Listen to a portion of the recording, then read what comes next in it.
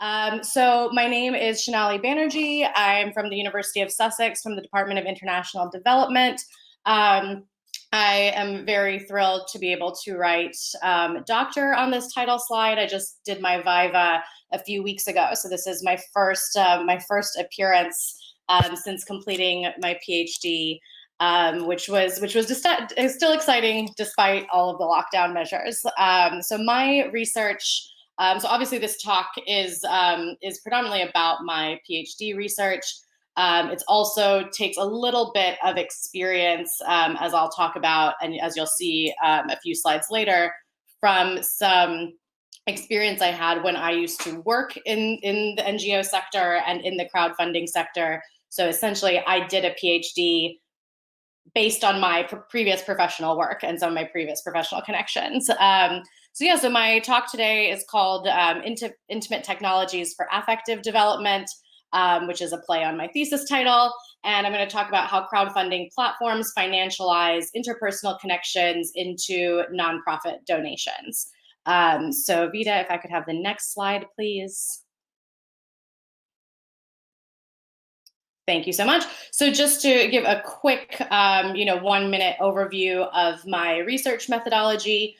Generally, for the whole thesis, my research question was about what are the effects of crowdfunding platforms and microphilanthropy. So essentially, crowdfunding platforms are the interface, but microphilanthropy is the practice of crowdfunding. It's of collecting small, lots of very small donations.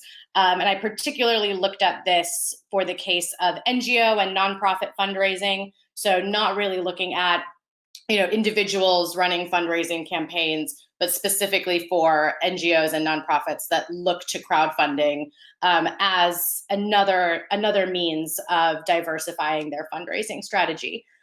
So interestingly, one thing that was very prominent from my fieldwork in India is the what's called peer-to-peer fundraising or peer-to-peer crowdfunding models. So I'll talk a lot more about what peer-to-peer crowdfunding is and how it involves, why it's so popular in a place like India, but also how it involves kind of leveraging and brokering levels of social capital and kind of intimate connections between people, which is not always the case in NGO fundraising. So for my field site, as I mentioned, predominantly my research was carried out in India. I researched 6 crowdfunding platforms, or I guess technically 5.5, because Globalgiving, the international platform that I also used to work for many moons ago, they're based in the United States, but they also have a subsidiary offshoot branch here in the UK. So because they have slightly different, or at least they used to have slightly different models, I counted them as 2 different platforms. And then in the middle here on the right-hand side, you can see the 4 Indian platforms that I also researched: Let's Change, Impact Guru, Small Change, and Keto. For today's purposes, I'm going to specifically focus on the top 2 there, which are Globalgiving and Let's Change, because even though Globalgiving is an American and / international platform and Let's Change is domestically Indian, they have quite similar models in how they operate, but very different practices in how they encourage their NGO partners to fundraise. And I also interviewed staff at 25 different NGOs to get perspectives on how the NGOs are actually feeling about crowdfunding and what their thoughts are on the experience of crowdfunding. Next slide, please. Wonderful. So I apologize here for the quality of this image. It looked better on my screen, but basically this is a screenshot of kind of an exaggerated Venn diagram that I had included in my thesis, and is particularly in my literature review chapter. So I didn't want to spend extensive time today going over the various kind of theoretical and literature frameworks that I used, but just wanted to give you guys a one slide snapshot, as it were, of the different frameworks that I use. And I'm happy to answer more questions about this in the Q&A, or if you want to email me privately, I'd be more than happy to talk about this. But basically I had kind of three three overarching sets of framework and theoretical, both theoretical and conceptual framework that I use. One is the literature around philanthrocapitalism, which many of you might know as the practice of elite philanthropy, of high net worth philanthropy, the Bill Gateses, the Warren Buffetts of the world, the Richard Bransons of the world. But philanthrocapitalism is more than that. It's more than just high net worth philanthropy. It's also very much about using business models, successful business models, often of the wealthy elite, and kind of infusing those business models and best practices into the nonprofit and into the development sector more broadly.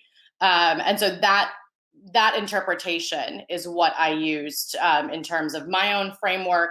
I also use literature around ICT for D, which is information and communication technologies for development, because obviously crowdfunding platforms are operated entirely online. So I definitely believe that crowdfunding for sure falls under that category, and also the other subcategory of digital inequalities and affordances, because obviously when it comes to a field like international development, we're all very aware that there are tons of inequalities, particularly digital and technological ones, that play out based on location, based on wealth, particularly for NGOs, which were the focus of my study. Where the NGO was located, are they located in an urban center versus a rural area, all had a huge impact on their ability to crowdfund. And then I had these kind of smaller micro themes of brokerage and social media and citizen aid.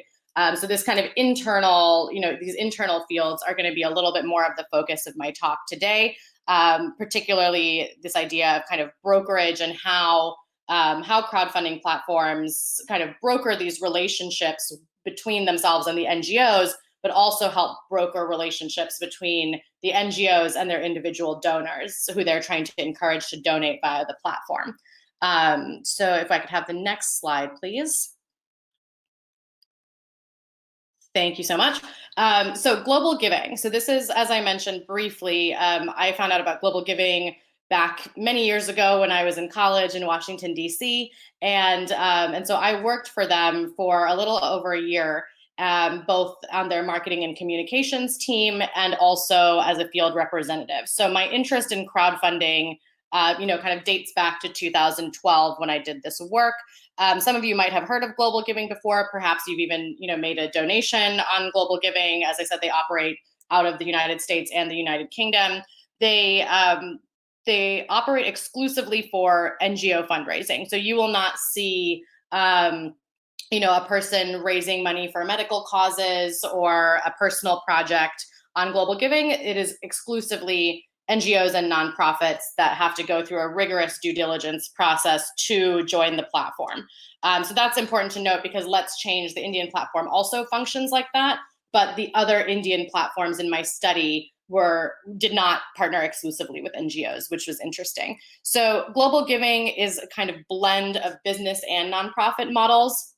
So again, going back to this idea of philanthrocapitalism, so they obviously are a registered charity. They also work with other registered charities. However, they use a lot of competition-based models, a lot of kind of for-profit brokerage models in order to kind of succeed in driving more donations, driving more traffic to their crowdfunding platform, and also in their recruitment of new partners and new NGO partners.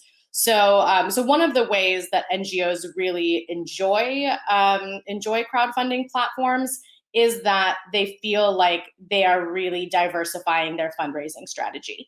Anyone in this room right now, if you've ever worked for a nonprofit, if you've ever been a volunteer fundraiser for a nonprofit, you know that it can be a very difficult and very thankless task to raise money for charities.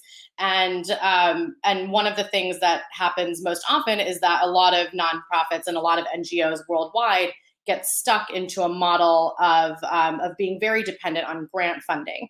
And as we all know, particularly in light of the very recent news yesterday, with kind of agencies like DFID being kind of very subject to political whims, a lot of NGOs have a great deal of panic that grant funding will dry up, or grant funding will kind of shift based on public interest, based on government interest.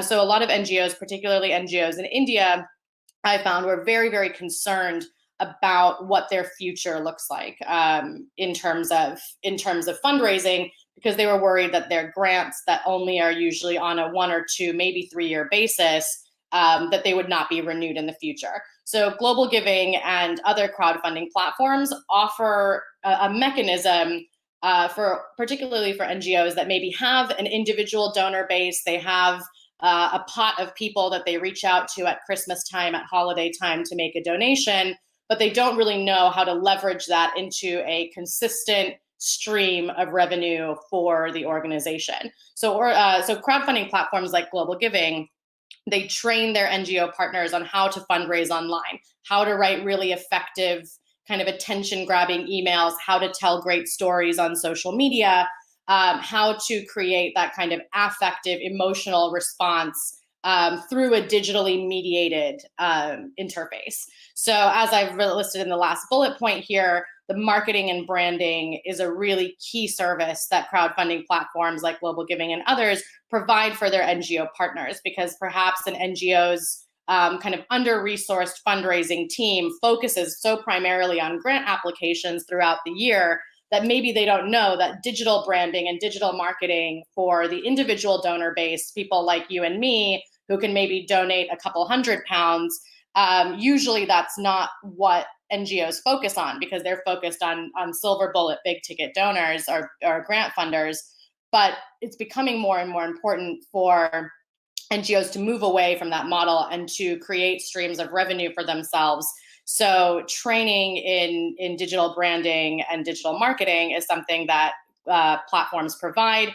This quote at the bottom here, "Your job as an NGO fundraiser is to tell great stories." That is a quote from my former boss at Globalgiving on the marketing team. It was one of the first trainings I ever had when I worked there. And it really kind of drove home in terms of nonprofit fundraising, but also particularly digital nonprofit fundraising, that it's very likely that if you can't tell a good story through Facebook, through an email, Twitter is obviously difficult because it's a very small character count, but if you can't tell good stories through your images, through blog posts, etc., it's very difficult for you to fundraise online. So there is that really strong connection between crowdfunding and storytelling in that sense. And if I could have the next slide, please. Thank you so much. So let's change. Similar to Globalgiving, like I mentioned before, they are a nonprofit exclusive crowdfunding platform. So they only partner as well with NGOs. They also don't have individual fundraisers. So as you can see, they have a very different aesthetic appeal than Globalgiving. Globalgiving focuses a lot on featuring, encouraging their NGO partners to feature images with people's faces, particularly smiling faces. Let's Change has had a very different approach. They, in my thesis, I call it a kind of a post-development approach. So they're not going with this kind of very classic model of faces and the typical development affective imagery. They were going for a more kind of uplifting, the way that they said it to me, the more uplifting, a more whimsical appeal. So they have these little claymation figures all over their website. They call themselves the gateway to the world of giving. So one of the things that even though they have a very similar operating model to Globalgiving, one of the things that they reiterated to me over a series of interviews with their staff was that they constantly have to help their partners, their NGO partners in India, fight a battle with public distrust in the NGO sector. So, when they told me that obviously I said I used to work for Globalgiving, they said, oh, Globalgiving has it really easy because the NGOs on their website, their American donors are inherently going to trust that NGOs are doing a good thing. So a big issue, and something I talk about quite a lot in my thesis, is this public distrust of the NGO sector, and just a public distrust of third-party development actors in general. individuals prefer to give to people they know, they prefer to give within their own community, rather than giving via, kind of via a nonprofit as a third-party actor. So one of the things that Let's Change really had to work on with their hundreds of NGO partners, who were all specifically based in India and trying to raise funds from individual Indian donors, they really had to focus on using that kind of digital marketing and branding to help NGOs create long-lasting bonds with their individual public donors. So one of the ways that they did this was focusing on blending, obviously, new fundraising practices, which are very digital and very online heavy, but also using old fundraising practices of just what is known as peer-to-peer, like peer-to-peer connections, peer-to-peer crowdfunding is essentially leveraging, asking individual staff at NGOs to reach out to their own networks as possibly they would during a normal fundraising campaign. But actually, rather than just asking those networks for money, they would ask them to become fundraisers themselves for the nonprofit. So if I could have the next slide, please. Great. Okay, so this is my slide on peer-to-peer, specifically on peer-to-peer fundraising models. I apologize for the really terrible quality of the photo on the right here. This is a photo taken of me all the way back in 2012 when I was in Morocco training NGOs on how to effectively fundraise online, which it turns out we didn't call it peer-to-peer fundraising at the time. But now, in hindsight, given that these new models have become so popular, particularly in places like India, it's very obvious that peer-to-peer fundraising is what it was. So one of the ways that platforms like Let's Change are combating trust issues is essentially, like I said, is that you have the core NGO staff, which in that image are indicated by the dark blue circle in the middle of that graphic on the slide in the photo. And so you essentially have your core staff, the individual people at the organization, and then the kind of royal blue second tier circle is the contacts and the social networks of those individuals. So say you have 15 staff at an NGO, and each of them has maybe 10 friends and family members that they would normally reach out to in a fundraising campaign to say, hey, can you donate a couple $100? So obviously, donor fatigue is a massive issue. So you cannot keep going back to those same donors over and over and over. Maybe every year you can do it during the holiday season, but every 4 to 6 months, that donor pool is going to get exhausted. They're going to start getting annoyed. They're going to start getting frustrated. So you don't want to keep asking them for money constantly. So instead, what the peer-to-peer fundraising model advocates is that middle blue circle of your immediate network, rather than constantly asking them for money, ask them to instead run a fundraising campaign for you. So many of us will have probably seen Facebook has recently opened up a crowdfunding interface. So you'll probably see that people have been very popularly running birthday fundraisers, running COVID-19 fundraisers, running, Black Lives Matter fundraisers. So a lot of these things are now happening on social media. So that is a peer-to-peer campaign. That is me posting a fundraiser for the American Cancer Society during Breast Cancer Awareness Month and raising money from my immediate colleagues.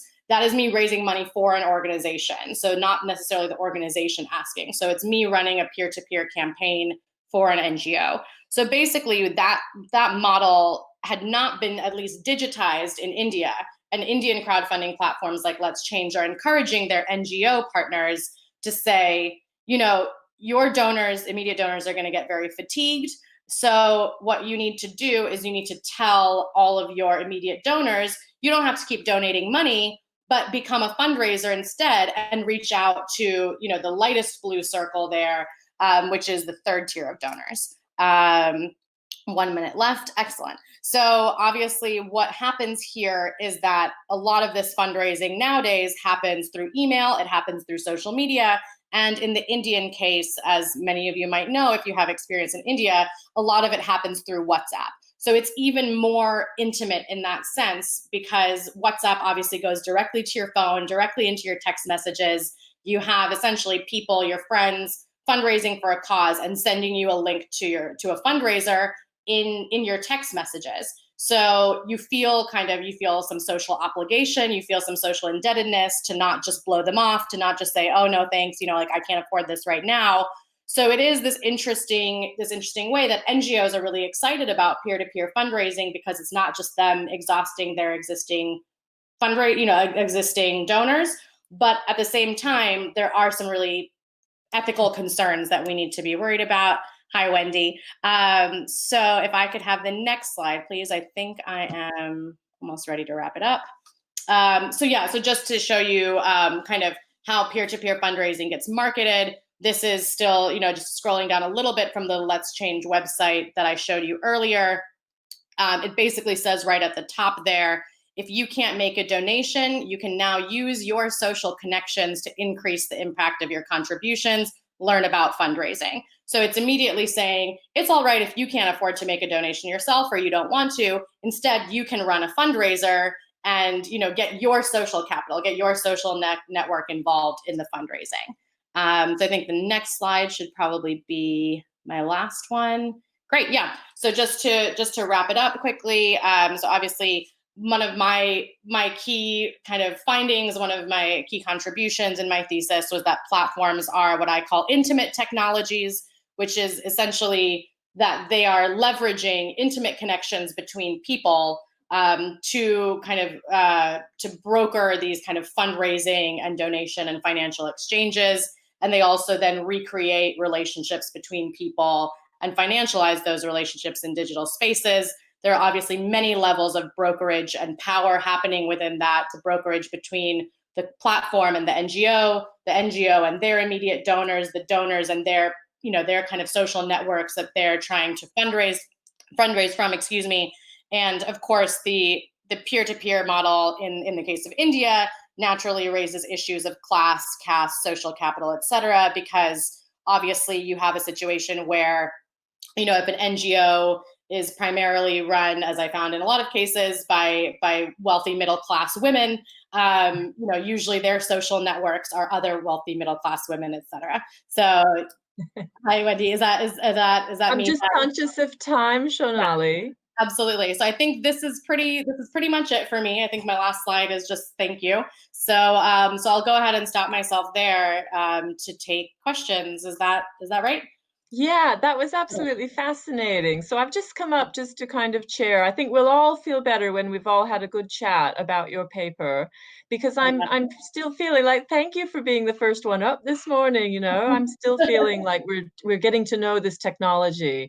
So one thing I did was I maximized my screen and then I could see the names of the other participants. Oh, And perfect. so I would welcome the participants now to raise their hands. There's a little clicker box or icon that says raise hands. So far, I haven't seen any, but I also welcome you just to speak out, and we'll see because I think we can hear you if you do speak up. Would the audience like to try some questions? We've got about 5 minutes left. Great. I can't see any. Meanwhile, it's okay. They're going to raise their hands in a moment. Meanwhile, Vida's going to put up a slide of thanks to the special issue organizers, and that will give the details that I was giving in the introduction earlier. I myself have questions, so if nobody types or raises a question soon, then I will ask a question about power.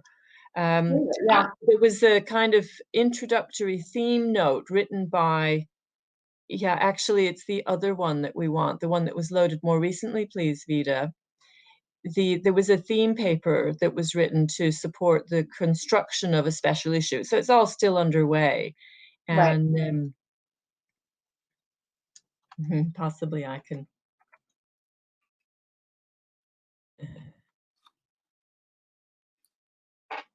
So we were wanting to thank Tanya and Sarah who've organized the thing, but we'll show that later.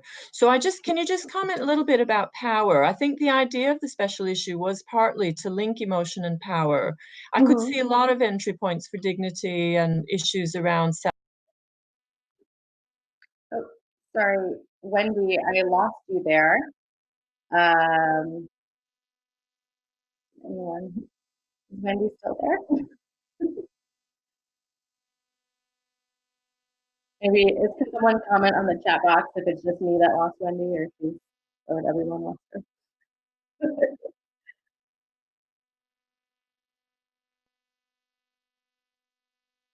We all lost Wendy. Okay, great. So hopefully everything's fine, or maybe it was just an internet issue. Hi, sorry. Yes, this is Vida.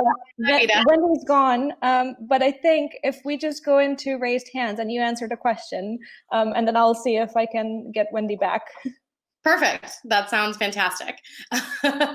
So great. So maybe in that case, I'm not sure if everyone's microphones are enabled. So I'm happy to take questions either in the chat box or I don't. Yeah, I'm not quite sure how to use the question mark feature, but please don't worry. Can you hear me now? So we have the first question. Yeah, thank you very much. So should I get off? Yes, Mahardika, you can ask your question. No. Well, I was just wondering, in the title of your presentation, there was about affective, I can't remember the noun afterwards, but I just wanted to see how the interface of technology helps with the, I mean, it was very clear to me how, of course, storytelling becomes an important part of stimulating emotions, but then how would you then conceptualize affect in that process through these technologies? Absolutely. So I think, so it's interesting because obviously our panel is called like emotions, affect, and power. And I think for me, when I read that, it seemed very obvious that all three of those things are very interconnected in at least my research and in the realm of crowdfunding platforms.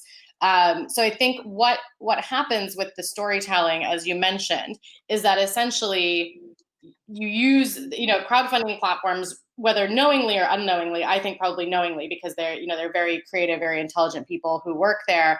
Kind of use the affective kind of power of stories to create an emotional response in potential donors, right? So I think that's not just the case of crowdfunding platforms. That has been a large part of nonprofit, successful nonprofit fundraising practice for a very long time.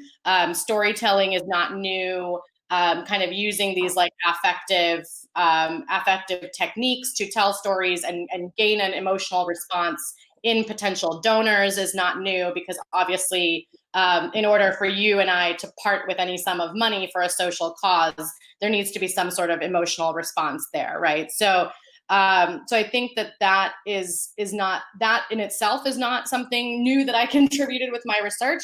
But one of the things that crowdfunding platforms do is they add, as you said, the kind of this technological element of exactly how to train NGOs to do this effectively. So for the most part, out of my 25 NGO sample in India, the vast majority of them were small and medium-sized organizations. So these are organizations that have a budget of usually significantly less than $1 million a year.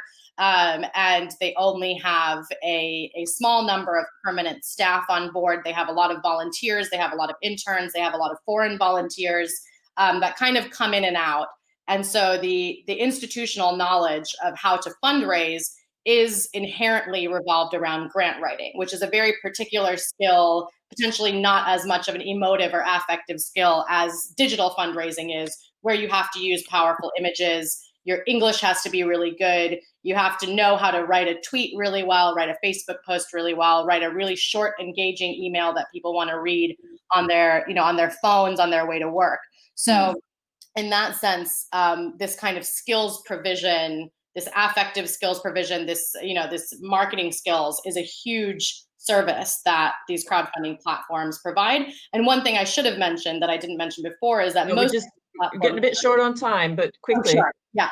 But yeah, one thing I forgot to mention is that most of these platforms charge a donation fee, right? Anyone who's used a crowdfunding platform knows that usually about 3 to 5% is taken out. And so these services that they provide are how crowdfunding platforms justify taking that fee off of the donation. So yes, I think I see Iris. So you have a question? Yeah, so she's going to ask a quick question. We have got a time shortage now. Yeah, sorry, I talked too much. No. Am I audible now? Yes. I'm not sure about. Okay, so I just want to ask, can you talk a little bit more about whether there's different strategy on internet technologies mobilizing among different caste groups, caste or class groups? Like, is there any narrative strategies? Yes, so I'm not sure about kind of how well organized or how coherent the strategies are, but I do know that crowdfunding generally has become very popular in India. It's become very popular, even kind of Dalit fundraising in India among the lower castes, et cetera, because of most of these crowdfunding platforms, they accept donations from 10 rupees onward. They accept very, very small donations to very large donations. So a lot of times, smaller community-based organizations, whether they're caste-based organizations, class-based organizations, they are often looking to crowdfunding platforms to run these kind of small community-based fundraisers. And as I said, I focused on NGO fundraising, but most of the Indian fundraising platforms allow anyone to create a fundraiser for any sort of cause. So it provides a lot of opportunity for that, definitely. So yeah, I think I know, Wendy, you were beginning to ask me a question about power before you got cut off. I don't know if we have time. I'm just conscious that there is this special issue proposal. So what I suggest, we'll move to our second speaker, and then after she has done her talk, then we'll have some Q&A, but we'll also have an introduction to what that special issue topic is, and the authors, Tanya and Sarah, who couldn't be here. So Gwen Varley, are you ready to come to the podium and speak? I'll be selecting you from the participants. Okay, so it looks like my audio is okay, great. So the PDF that I submitted actually aren't slides.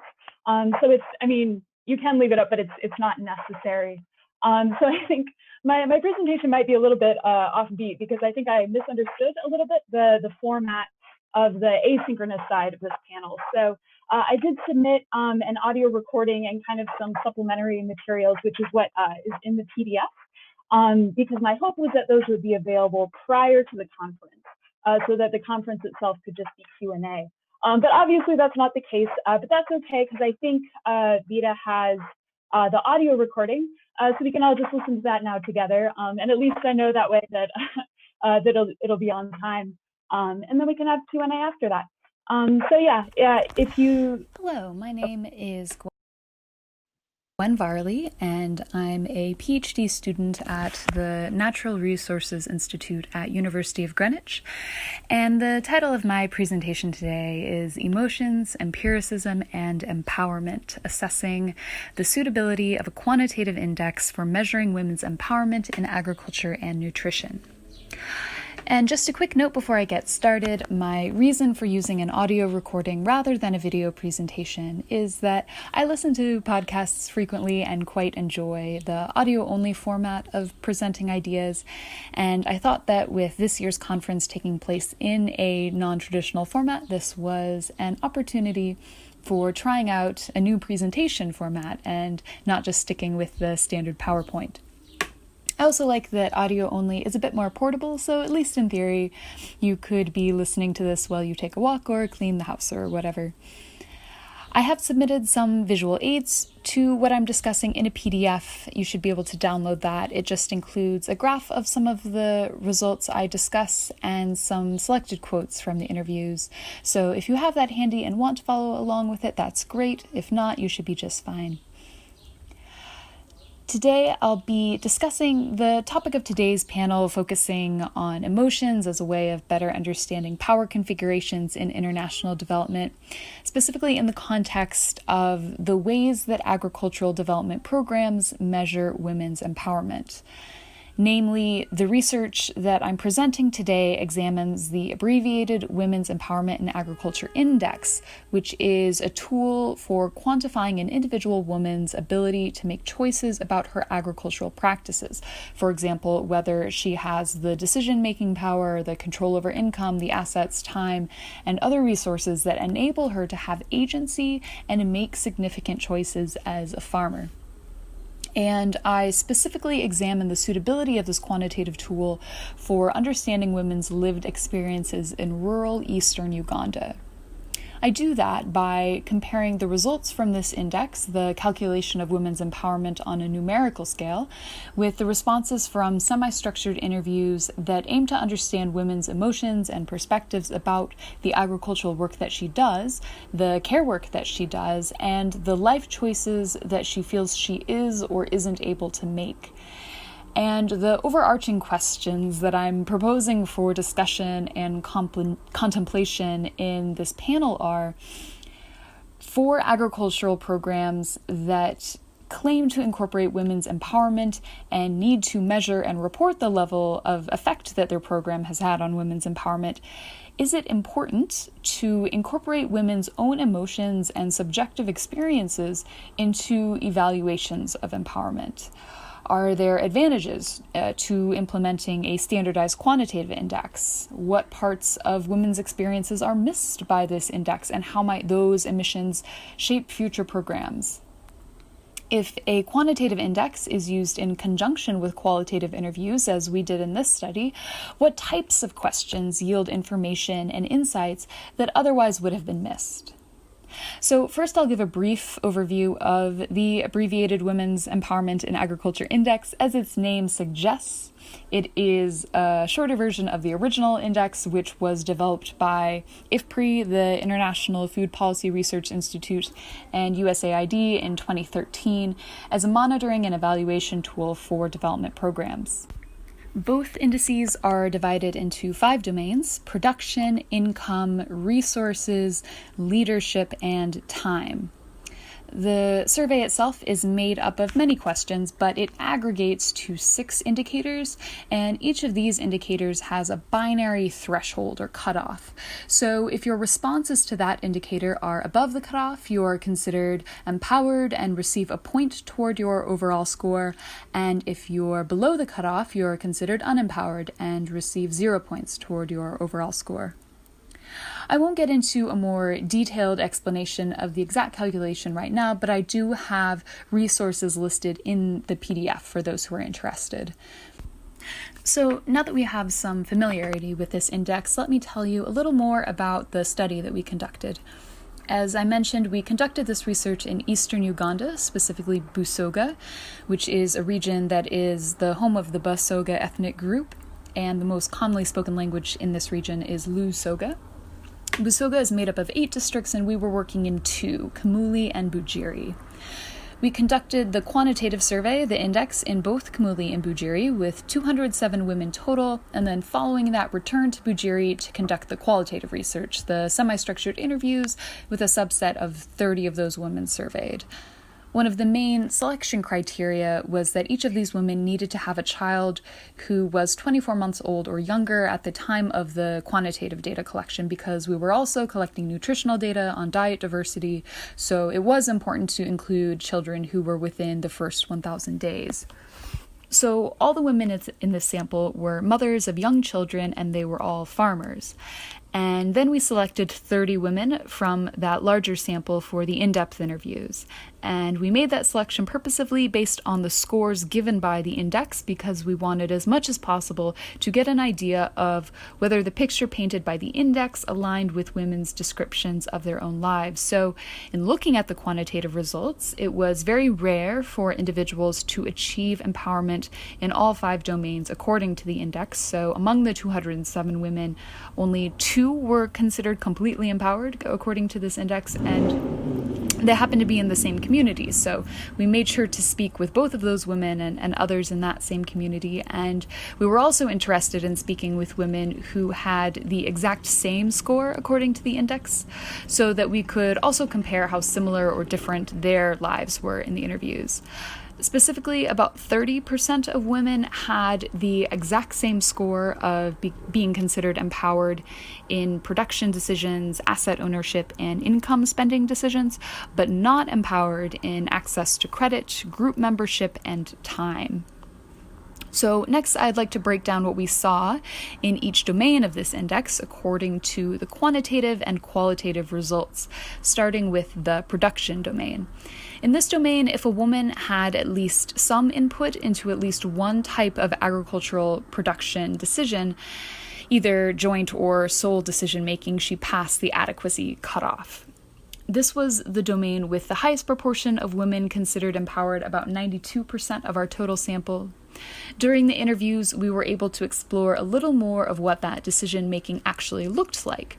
So the index asks broadly about all of women's decision-making across all food crop farming, all cash crop farming, and all livestock raising. So in the interviews, we posed questions with a little more specificity, asking, do you grow crops with others in the household and or alone? Who decides how much of a crop to sell and how much to keep for household consumption? And are there ways in which you would like your agricultural practices to be different or better?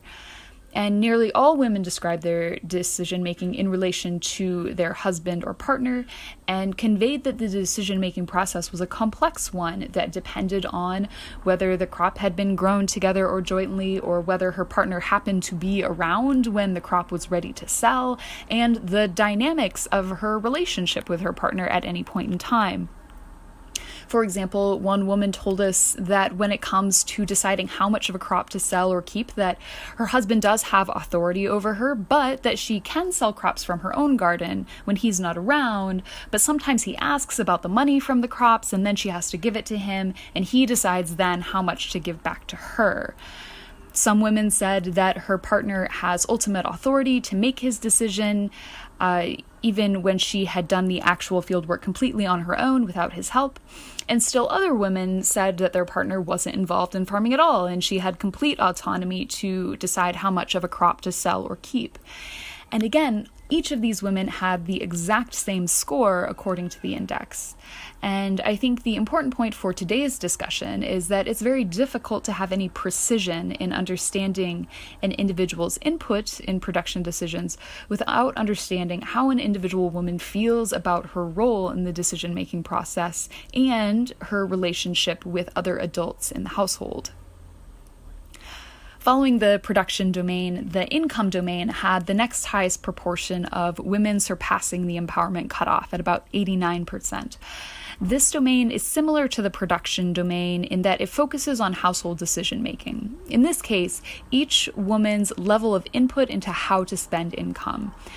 The survey asks about several types of income sources, and as long as the woman is able to have some input into how the income from an activity that she participates in is spent, or has input into major household expenditures, then she passes the empowerment cutoff for income.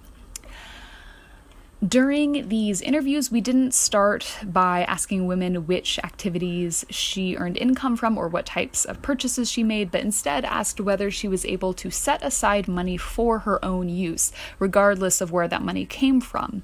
And we also asked whether she consulted anyone about how to spend that money of hers.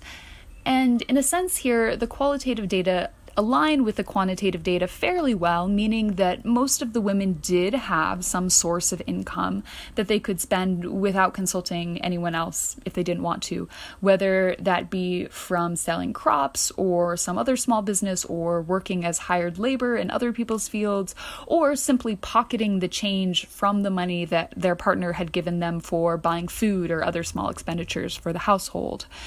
But at the same time, in response to other interview questions, a lack of sufficient income was frequently cited as the barrier to all sorts of actions that the women wished they could take, whether that be starting a tailoring business or renting more land or buying their children the food they wanted to feed them or sending their children to a better school. So there is a disconnect here between an index that considers all of these women empowered in terms of income, when the women themselves express that insufficient income is a major cause of stress and worry in their lives. And I'll come back later to those interview responses about how women wanted to change their lives. In the leadership domain, we start to see a minority of women in the sample passing the cutoff. In the total sample, about 42% were scored as empowered in leadership. Now, the rationale for including leadership as one of the domains of empowerment in agriculture is that gaining social capital through involvement in community groups might give an individual more confidence speaking in public and influencing community decisions, and might also connect that individual to a source of agricultural information or inputs. And the indicator for this domain is straightforward. If the woman is a member of any type of group, she is considered empowered in this domain. And in the interviews, we asked women to tell us about their experiences with groups and what roles they felt these groups served in the community. The responses here were very mixed. Some women participating in groups felt they had a positive presence in the community and had given them financial resources they wouldn't otherwise have. They also mentioned that you build friendships through these groups and are more motivated to mutually help each other.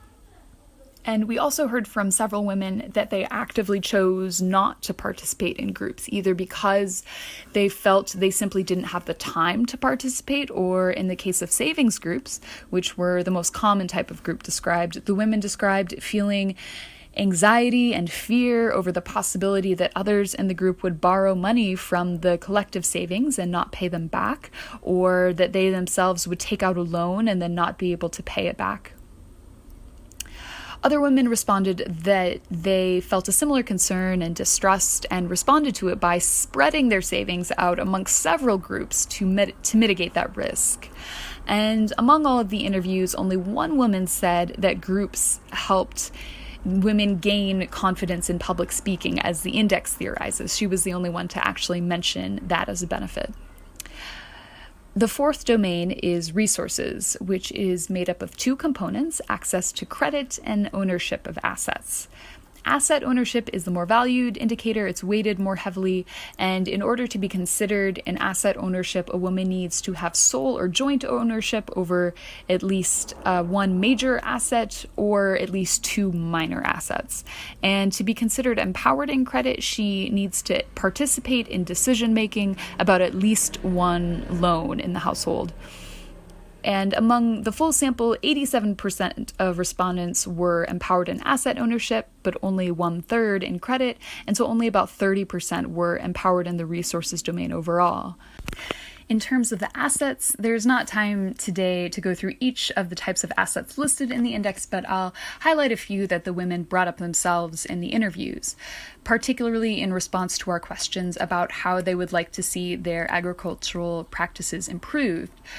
One of which was livestock, which was mentioned frequently as a form of saving, selling the animals when they needed a quick infusion of cash. They also mentioned wanting more land, better seeds, oxen for plowing, mechanized shellers, and all of these things line up with what the index considers major assets. Conversely, several women also mentioned wanting something as simple as tarps for drying crops so that they didn't have to dry them on the ground. And again, despite listing all these agricultural assets they wanted but didn't have, almost all of the women, almost 90%, were considered empowered in asset ownership, but most were not considered empowered in credit because they had not taken out a loan. And while some women in the interviews said that they felt they did not have enough access to credit, there were others who said that they did have enough access to credit but had chosen not to take a loan. But both of those women received the same score in the index. The final domain is time, and this was the section of the index that had the greatest proportion of women unempowered, about 95%, or only 5% were empowered. And the time domain is a straightforward score. Women are asked to describe all of their activities over the previous 24 hours, and if the total number of hours spent in an activity is considered work, which includes both labor for income as well as care work. If that total was over 10.5 hours, she's considered unempowered. 10.5 or fewer hours is considered empowered. And here I think the time domain might be the most illuminating among the 5 domains because although on the surface level the quantitative and qualitative results are in complete agreement, practically every woman was doing an enormous amount of work from dawn to dusk every day, but the implications for agriculture are somewhat more nuanced. So here's what I mean. Throughout the interviews, we heard very clear expressions of fatigue. For example, in response to the question, what do you do when you have an hour of free time? Or what do you do for fun or leisure? Some women had difficulty coming up with any type of answer. Others would say that they would just sleep or sit and think about what work they were going to do next, made plans for upcoming work. And when we asked which activities they felt were the most time-consuming, only 4 among the 30 women didn't mention farming, and many said that it was the most time-consuming of all of their activities. Now, of course, they also described fatigue and boredom with other tasks. Washing laundry and fetching firewood in particular were brought up frequently. But when we asked women to describe their feelings about agriculture and whether they chose to do agriculture and why, the overwhelming response was that they had no other option.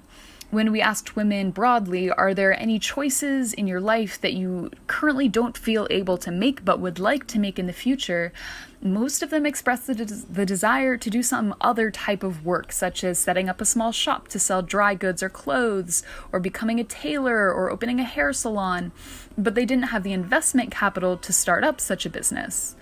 Or in some cases, they had asked their partner for permission to start a business and been denied. And some women said that they would like to stay in agriculture, but they wished they had enough money to hire laborers to do the field work for them because they felt that agriculture was too exhausting and bad for their health.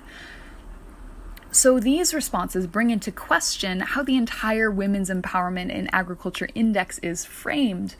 The index measures the degree to which women have the tools that allow them to make decisions about agriculture. But what does that empowerment mean for a woman if she would rather not be doing agriculture in the first place? How can we understand the degree to which an agricultural development program empowers a particular woman if we don't know how agriculture fits into her broader life?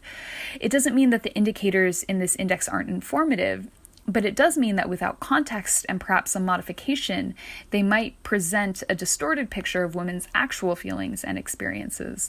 And this is my reason for including the word empiricism in the title of this presentation, because I think one of the appeals of using this index is that it provides a number that appears very solid and objective, but the results of this research show that the quantitative results on their own, while not inaccurate necessarily, are quite limited in their precision.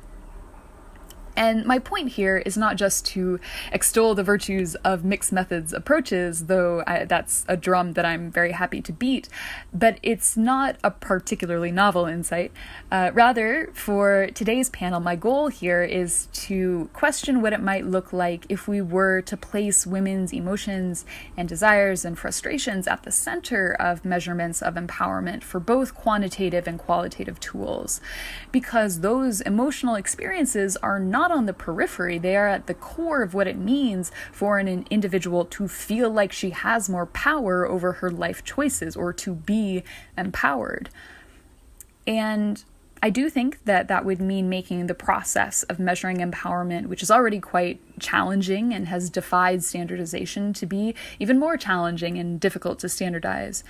For one thing, people often have mixed emotions. In our interviews, for example, we would sometimes hear a woman describe how fed up she was with farming, how much she wished she could do something less physically demanding, and then just a few minutes later, when we asked which activities she most enjoyed, that same person might say, well, farming, because she relishes that feeling of security, of seeing that she will have food to harvest and give to her children.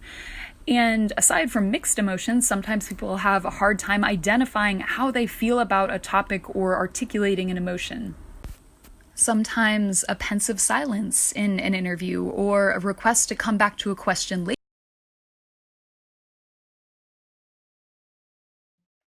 Hi, so sorry for the abrupt halt, but I think there were just a few minutes left, and I think I got the general points across, and I do want to make sure that there's time for Q&A.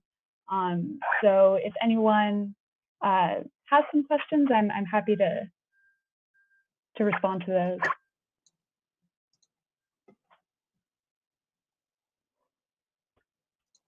Hi, so this time we don't have any raised hands yet. I'd like to thank you, Gwen. And I'd also like to suggest now what people can do in our audience is just put themselves up onto that podium for a short question. We've got about 7 minutes for Q&A now. Yes, Shonali. I did not mean to put myself on the podium. I think okay. Well, we're all getting used to this. Have you got a question? No, not yet. So I'm thinking about my questions. I'll let someone else go. So when you go onto the podium, you're able to be heard by everybody. Is there anyone else that, yes? Okay.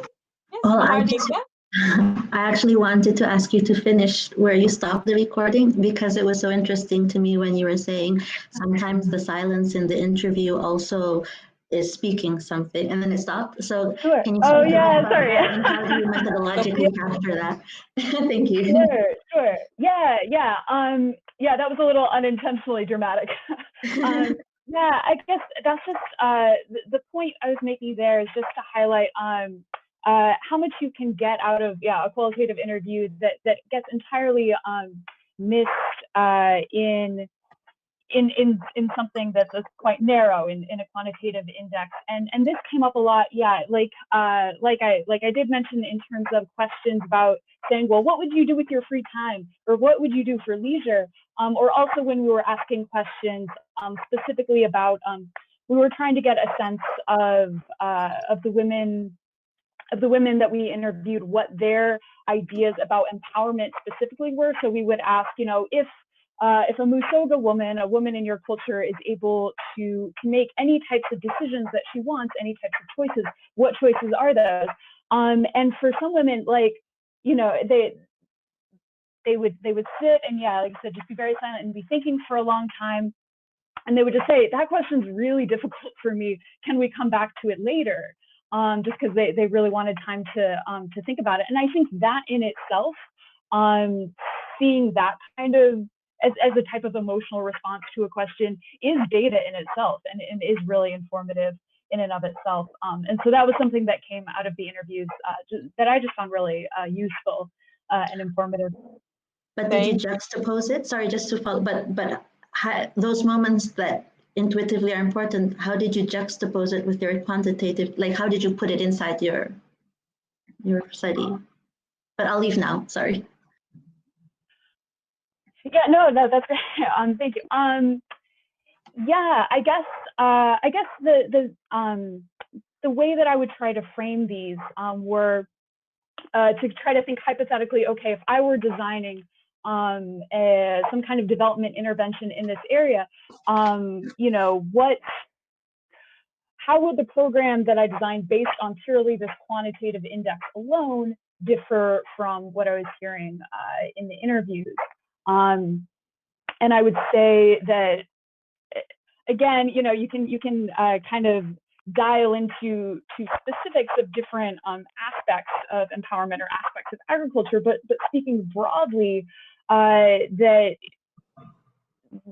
I think the thing that was most valuable from the interviews was really getting a sense of how each of these different domains or different aspects of agriculture all link together, and how they kind of fit into this broader narrative about what was going on in each individual woman's life, and how she envisioned her future, or how she desired her future to be, and that those kinds of responses were just entirely lost by just looking at the index alone. Okay, thanks, Gwen. Well, it was a marvelous presentation. I'd like to thank you for the audio, and how podcasting is much more effective if you have a low internet area or no satellite broadcasting. Right. It's a really great thing, and you were absolutely right that was the intention. Now, can everybody who's participating, can you see each other's faces? I'm going to name some of the names of the people who are listening. Yes, hi again. No, sorry, Yes, I understand. So if you want to promote yourself, you just have to click. Yeah. So we've got Mahardika, but we've got Annabelle, we've got Bushra Sultana, Uli Imler, you could ask a question. Laura Forsyth, you're very welcome. Manuel De Vera, thank you for joining us. We're on the second speaker Q&A. We've still got 3 minutes, so who has one last? Yes, please do come up. Nandini?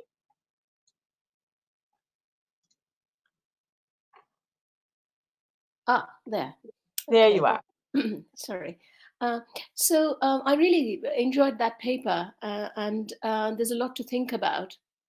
But I had a kind of broader analytical question, which is that what would happen if we did not apply the analytical lens of emotions and feeling to understand how women think about these. I mean, I entirely take the point that there is a very artificial division between emotions and cognition and so on. And I'm not suggesting we go down that route, obviously, but rather if we thought it more in terms of subjective experiences and so on, would that yield a different sort of conclusion?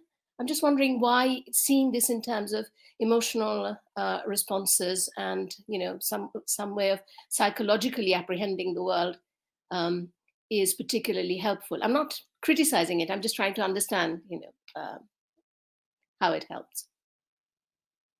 So I just want to make sure I understand the question. You're drawing a distinction between an analytical framework that includes emotions versus some other type of subjective interpretation? No, I'm trying to think of an analytical framework that would not make a distinction between those empirical, tangible criteria of thinking about what women think about agriculture and some sort of emotional responses to agriculture. I'm saying that all of those. Sorry, have I? Sorry, go ahead. No, continue. Yeah. Yeah. So I'm saying, the way women think about agriculture is simply not about emotions, if you see what I mean. So, the way they think about credit was the same as how they think about not wanting to do agriculture. Yeah. So the latter is, absolutely. I'm wondering why the latter is more emotional than the way they think about credit. Sure. Yeah. No, I definitely think that both would be essential. Yeah. I guess I would agree with you. I definitely don't think that a strictly emotions-based analytical lens would preclude kind of what you're talking about of kind of looking at their subjective thought process. I definitely think that it's all important. I'm not sure if maybe I'm still not understanding your question. No, that's fine. Yeah, no, it's very interesting. Yeah, I think in the afternoon there's a bit of time to explore this more because there's questions around volition and how explicit is a thought versus when you say subjective experiences, Nandini, I understand you to mean the ones that aren't even thoughts really, they're not cognitive. And the precognitive part of emotion is very strong in humans. It can be very overpowering. So there's a power link there with our feelings or what happens during a subjective experience. So I think it's almost like I think it needs more theorizing and also it needs new kinds of data. So we'll keep tapping into this. What I'd like to do now, if I may, is end the Q&A, but show you the special issue title. And so I'll ask Vida to, if possible. Here we have the title of the special issue on a simple slide. Tanya Giacomo and Sarah Holman have constructed a lengthy and extensive introduction to the special issue. And then they've got, I think, 7 or 8 papers for that. There were more papers than they even could fit in. And that's moving toward perhaps Third World Quarterly. And I just wanted to point out, that the use of terms like affect, subjective experience, emotion, they're not new in our social science literature. But I do feel a bit as if the data that's available may not match very well to what's needed when we theorize these things better, and especially the linkages then with power. So your talk was covering about constraints and opportunities and choices over opportunities that were cognitive, but there's no denying that the precognitive and prediscursive aspects of human life and human relationships are hardly explored enough. So we are quite optimistic about this special issue. So I think it's time to move to our third speaker, if that's okay, Ruyu Lin. Now, Ruyu, you would promote yourself to the podium and you'd be able to speak for 15 minutes or so. I see that we have eaten into the time, so we're going to finish at 10:45. So you can use your time, which is 30 minutes, up to 10:45 as you wish. So 15 to 20 minutes of presentation, I guess. Let us know how you'd like to proceed, and then we'll do Q&A. Thank you.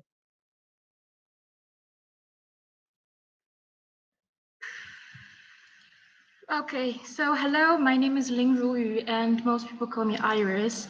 I have a helpful discussion with Tanya, and I changed the title. Hopefully it will be more clear.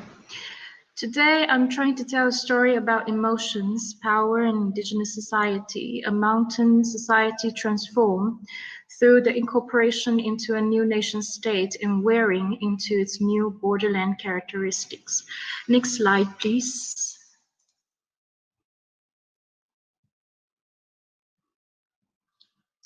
I think the image of landscape would be the best analogy of this transformation and gives you some clue about emotions and power.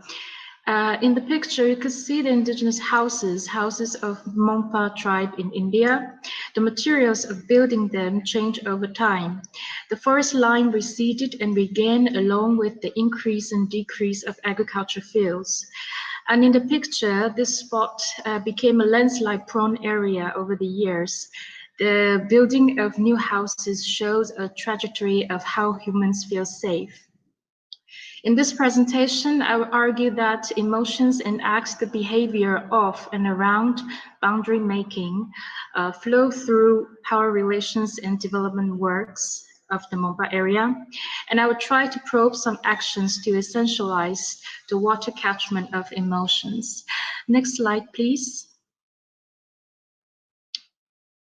Thank you. So this is the outline of my presentation. I will start with introducing the question, case background, and talk through 3 sections: subjectification, interactions with the perceived powers and the power to perform. And thirdly, talk about 2 functions of emotions and how they relate to power and development. Next slide, please.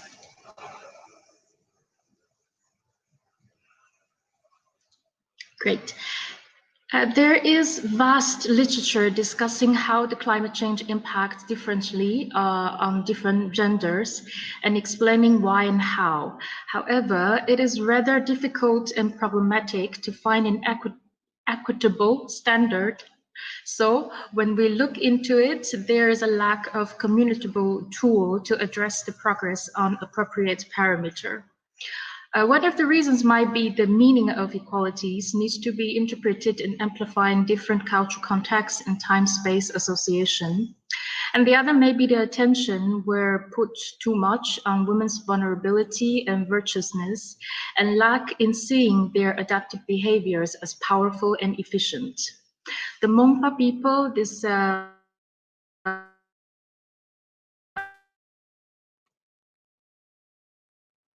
So I'm just wanting to reassure people that it will come back. We just wait patiently while her signal returns. Some of us have taken the step of reloading our web page. So if you're really unsure about the signal or the sound, press the top address line of your web page and then press the enter key and it'll refresh the whole thing. You log in again and you'll get a lovely sound signal as well as video. So I hope that's helpful. Just while we're waiting for the recovery of signal, I can share with you that Sarah White has advised us there's some interesting work on emotions under the heading of relational well-being. So she's going to share, I think, with us some suggestions about that in a bit, but we look forward to that. But we'll wait till everybody has sound back. So what we're doing now is having open podium, and that means anyone can nominate themselves into the speaker position, and then their video and audio will come to everyone. Otherwise, it's a bit quiet, so let's have some discussion if we can. Just to remind you that the topic raised by Sarah White was relational well-being, and the topics raised by Gwen included gender empowerment, and there was that issue about subjective experiences that Nandini Guptu has raised. Hi, Ruyu. You're very welcome. Thank you. So where shall I pick up? Pick up just where you were. Don't worry about it. Thank you. We're so glad you're back. We did notice when you went frozen. Okay. So you were sort of in the middle of this slide. Oh, okay. Okay. I'll stay with you. Okay, cool. Okay. All right. Okay, thank you. Ecology, a handy tool to discuss the Mompa women and their relationship to social change because of the facts on the ground. So I will ask how the knowledge, power, and day-to-day practice entangle and comprise the relationality and subjectification of human, as in Mompa woman, and I'll suggest some possible development steps. Can we go to the next slide, please? Yes, great. So how are here are two political maps. What kind of environment, power relation at the spots traditionally reside on. You could see giant empires by the side of Mompa traditional territory and the unsettling territorial disputes they reside on, and their conditions and problems represent many small indigenous Himalayan dwellers which are labeled as marginalized after becoming part of modern country. So if you can go to the next slide, please.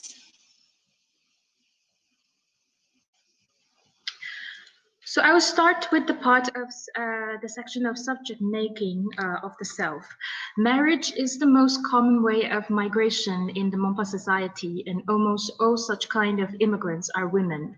Lamo moved from village A to village B when she was in her late 20s.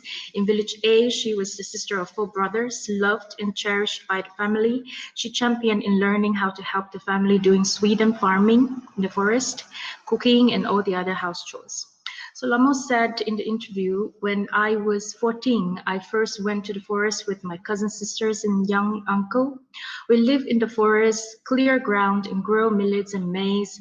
We removed trees and bamboos to build a shelter.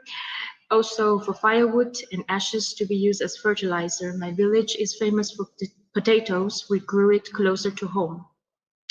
The land that Lamo and all the other Mompa women cultivate is not their property because women are not entitled to inherit land in the Mompa society. After marriage, she moved into her husband's house. The way she could claim that the land is hers is through cultivation. From plowing, seeding, weeding, harvesting, cleaning the field, everything is done by her hands. But the land is her territory. When her husband's house cannot provide her safety, she could be the kondroma, the wandering spirits on the field. She learned how to do farming while she was learning to become a woman. Eventually, the land is where she is the expert of knowledge regarding its productivity, and she's the authority to decide where to grow what. To choose the appropriate crops to plant them at the appropriate sites is her responsibility. So her husband, male or elder people, or even her mother-in-law could not interfere.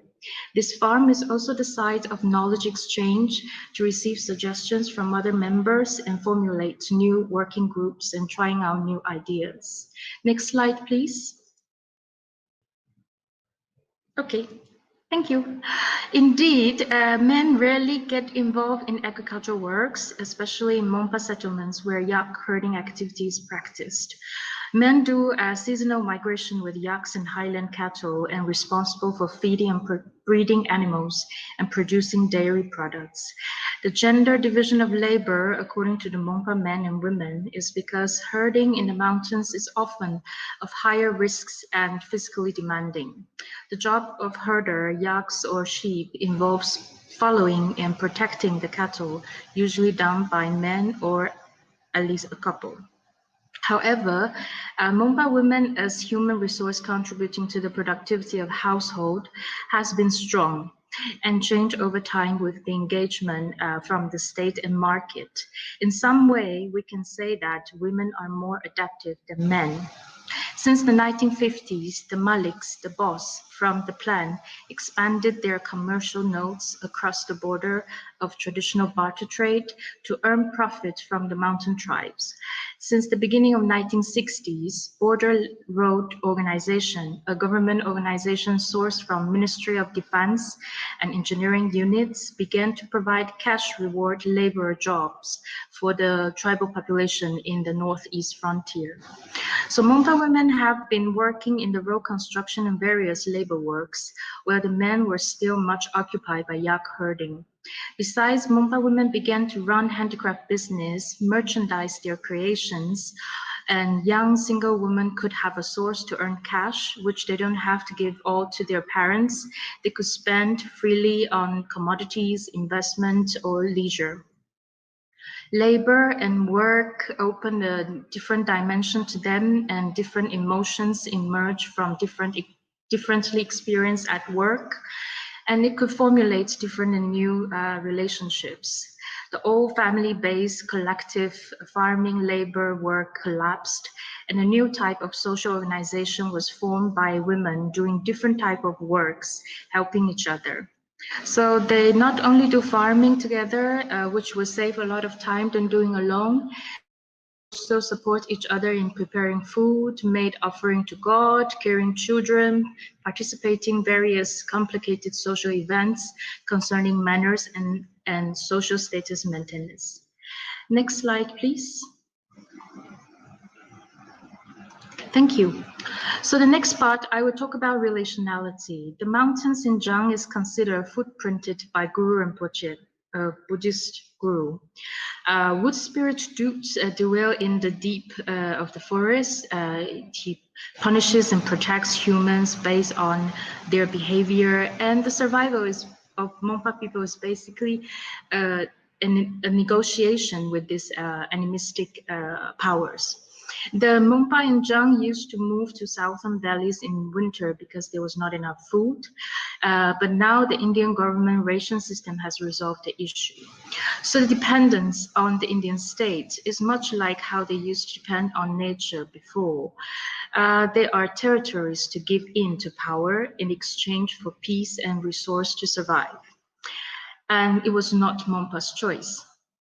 The 1962 war between China and India happened on the land of Monpa and opened a wide gate of new residents, the army soldiers. And all activities afterwards will be given the top priorities of national security. Furthermore, the Border Road Organization, or we could say the state as the employer, introduced currency, Indian currency, to this region. And later it became a strong interpretive tool and transformed some social relations into money-driven. If the jobs created by the states is the soft power pushing the social change, the army is the hard power competing with the indigenous sovereignty. What is more intriguing is that how the Monpa perceive themselves as marginalized and backward. The internalized inferiority and anger of being put on hold in delayed development make such negative emotions invested on demanding more money from the state. Next slide, please. Thank you. The access to natural resources used to be based on customary laws, and every village has its own traditions. These traditions were made collectively through village meeting and well guarded by the village council. The utility of resources strictly follows what nature can provide in different time and capacity, where the growth manifested in both lifted life quality and showing of wealth. The knowledge to nature as resource provider became less important. The new state apparatus now has the power to decide resource allocation beyond the village council. So construction schemes, sanctions, one building after another appear, and knowing how to squeeze money from the state becomes a more valuable skill. The deity, ghosts, spirits, which were once closely related to Monpa people's food security and life security, now has been replaced by the Indian army and Indian bureaucratic system at large. The basic health and ration service also changed people's idea about nutrition, hygiene, and public health. Monpa women and men have been navigating new positions in the new system. They gave up herding or farming, wanting to work behind the desks. Some became part of the offices. Some used the kingship to bargain the share of decision making. and therefore make new and old relations join together. Next slide, please. So the last part, I will talk about emotions. Mompa women at the social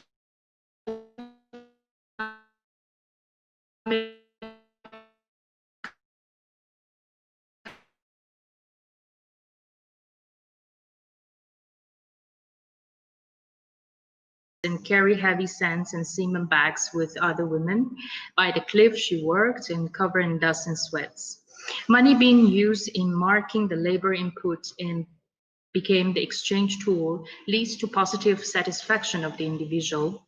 The work experience made Lamo feel that she could deal with the hard objects that was once dealt by men only. At work, she still recognized the power that can explain why and from where, so she remained the old habits of putting flags in memory of them. So Lamo and many other women laborers' works transformed the landscape, like the road and the bridges not shown in the picture on this slide. So they made roads and bridges along with these heavy machines, but is their achievement being recognized? Next slide, please. Thank you. The answer is both yes and no. So the Mompa women's contribution as a dedicated mother, sister, caring character is much appreciated by society. So when Mompa women describe their achievement, they often portray the works in the narrative that is easily accepted. In the co-working group, where they find security in support, companionship, and encouragement to be innovative with time management, they would describe it in a language close to duty. It is in the laughter, interactions, those non-wording moments, the peace, content, and ease translated into certainty. Mompa women are like waters. I know it's kind of lame to end it like this, but I only have 20 minutes. What can I do? From rivers to pipe channels, the boundaries, reconstruction in drastic change. So landslides, melting glacier, new schemes, roadworks, and the emotions become addendum to intuitive adaptation to changes. So I would argue that emotions relocate the boundary and they help to reduce the stress of coping. Express such emotions was made in a collective cause of doing labor. Women's leadership is not a strong, loud, regulatory figure, but they are strong and yes, a bit loud network leadership. So quickly come to the conclusion. Next slide, please.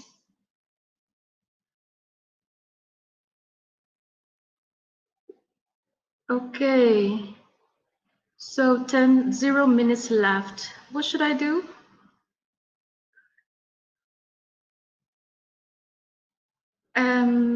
I would. It's okay. We just are aware that the Q&A will be shortened. So if you're slightly over your time, but then we'll just have less time for questions and answers in this morning's session.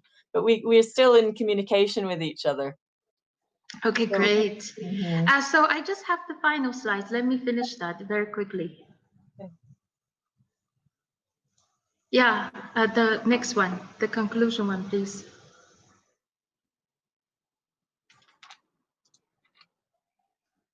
Thank you. So from the current labor division pattern in the Hill Mompa community, women are experts to be consulted the needs for development project design. However, the formal initiatives were almost occupied by men now, and women continue to do the lowest wage paid works in these government sanctions. So back to what I wish to argue at the beginning on equalities. The equalities the Mompa women and men desire is to be on the same starting point as other affiliations to the Indian state. A private sector can thrive in the mountainous area and bringing more creativities in worker identities and formal jobs that would put the woman's adaptive and organizing capacity in the forefront to path the next step on actualizing the equal access to formal leadership. I will reframe the point, pointing my finger on the patriarchal structure, for it's the choice of them. A place that a social group is resting upon at ease must be a reason to. There must be a reason to exist. But I would suggest actions on enhancing the connection between the society and nature to keep the indigenous cultural dialogue alive. I will end my presentation here to suggest that material, including concepts of equality and leadership, are tools to help looking at not success or targets to be judged, and emotions can be a suitable parameter. Thank you. Thank you very much. So I've taken away the open podium. I look forward to the comments and questions. Yes, absolutely. So we just have about 2 minutes. So I just want to stress what's going to happen now, and then I'm going to invite Sarah White to make a small contribution. Because I think the things you've raised are really important. So I thank you. Also, the technology is still quite challenging for some of us, and I'm exploring it. So I found I have a way to zoom this window. I didn't realize I could zoom it, and I could see your pictures and your words better. And then I can zoom it back, and at the bottom, I'm seeing all the participants' faces, and their names are below their faces. So we can network, we can have individual chats with people. And we actually have a big lecture by Alpa Shah coming next, and she has an amazing topic. So I do hope some of you will join in that big lecture, and then you can identify the names, and you'll be able to, you can pick somebody out and try and have a private video chat with them. Alpa Shah is going to talk about leadership and governance. So Sarah, are you able to, I'm just going to allow you to join our podium. Sarah, could you come and just say the point that you were going to make about relational well-being? She's saying there's some literature that so far the speakers haven't really referred to. Thank you, Sarah. Go ahead. Okay. Yes.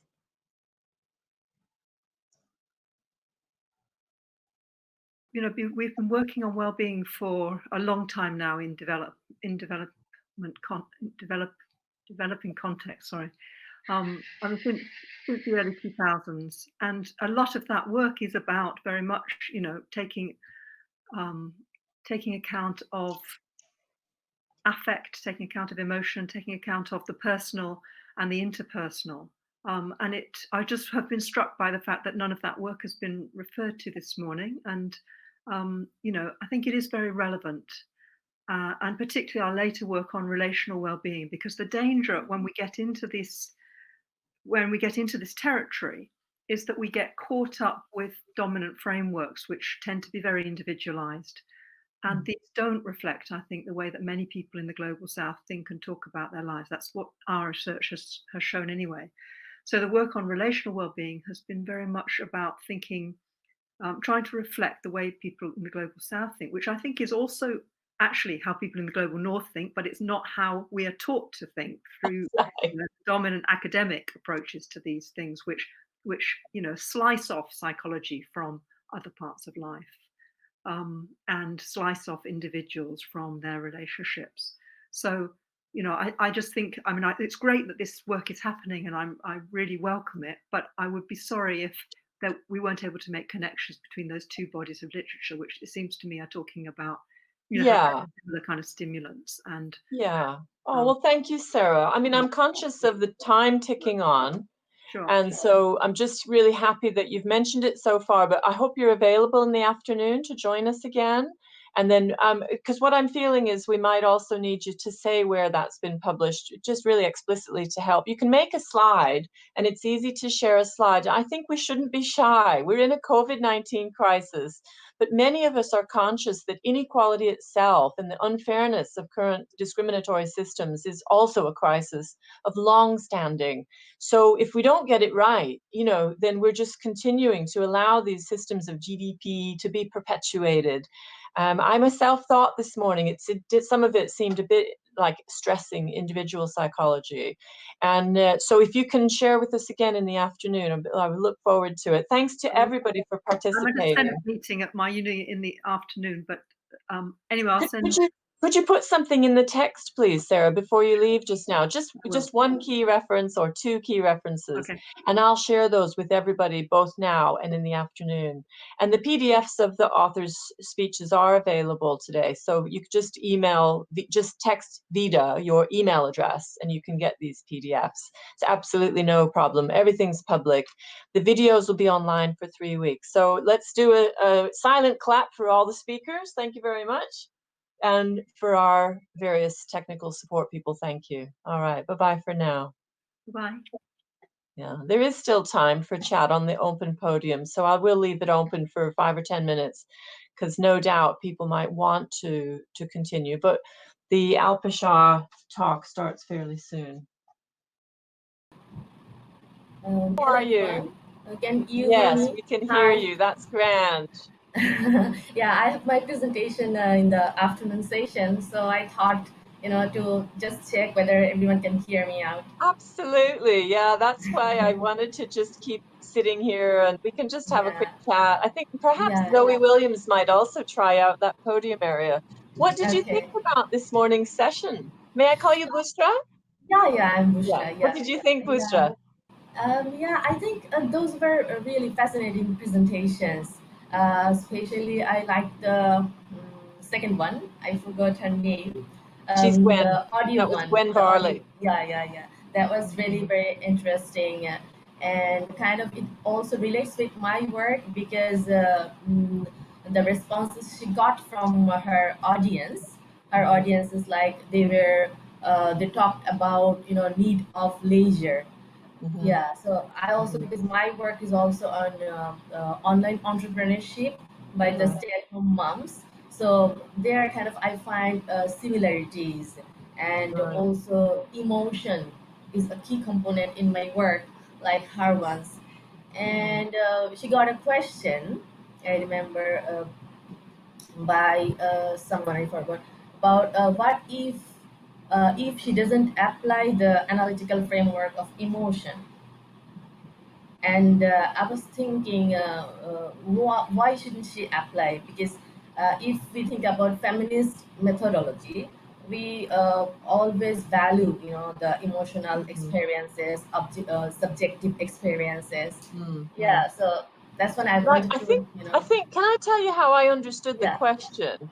Yeah. I understand your problem because I don't think it was just, suppose we didn't have this. It was more like when we try to pinpoint for others what's the added value of having the emotion and power session and the emotion and power special issue and the theoretical frameworks, we have to be able to say what that benefit is somehow. And I think it is quite tricky in development because my own view about that might be biased. Like I do a lot of work for DFID. So somebody might say, well, Wendy's is a colonial voice because it's all DFID funded. It's all been filtered so that she won't say anything that DFID don't want to hear about emotion. And so we can't really cloister off the emotion issues from the colonialism, decolonialization. And there's lots of other angles that all fit together. So I had a feeling that the question was really to push her a bit and say, almost like saying, don't take this for granted. And so sure enough, when Sarah came in at the end and said, well, it hasn't been that relational. It's like in relational well-being, I think it's almost like the existence of the emotion depends upon the relationships. And the relationships depend upon some kind of emotional health as well, and so yes, it's a dialectic, but you can't really separate them. But sometimes, like I remember when livelihood theory started with 5 capitals, I was quite shocked. I thought it was such a huge oversimplification. So everybody's seen these 5 capitals. So then loans became a part of your financial capital. And yet that was a topic in this morning's session that some women were saying, yes, they want the loan. Some women were saying, no, we want not to have the loans, but having it available is fine, but I don't want to choose to use that. And that's been my experience, is that it wasn't correct at all to theorize capital as loans as good. And the normative oversimplification that happened in that 5 capitals theorization was just horrible. Now, I haven't even touched on the individualism of it. The 5 capitals, although it had social capital, it didn't have the fundamentals of relational well-being in the first place. It was more like the individual worker could go out and seek some bridging capital, right? They could seek somebody new. They could relate. Yeah. It was actually very masculine. Mhm. And we need to re-theorize a lot of this stuff once we take Yeah, this emotion theory seriously. Now, I've not read your paper yet, so I'm not sure what are you going to say. Regarding my presentation this afternoon. Yeah. Okay, yeah, my presentation is actually a part of a larger research project that I'm still doing, and it's based on an assumption that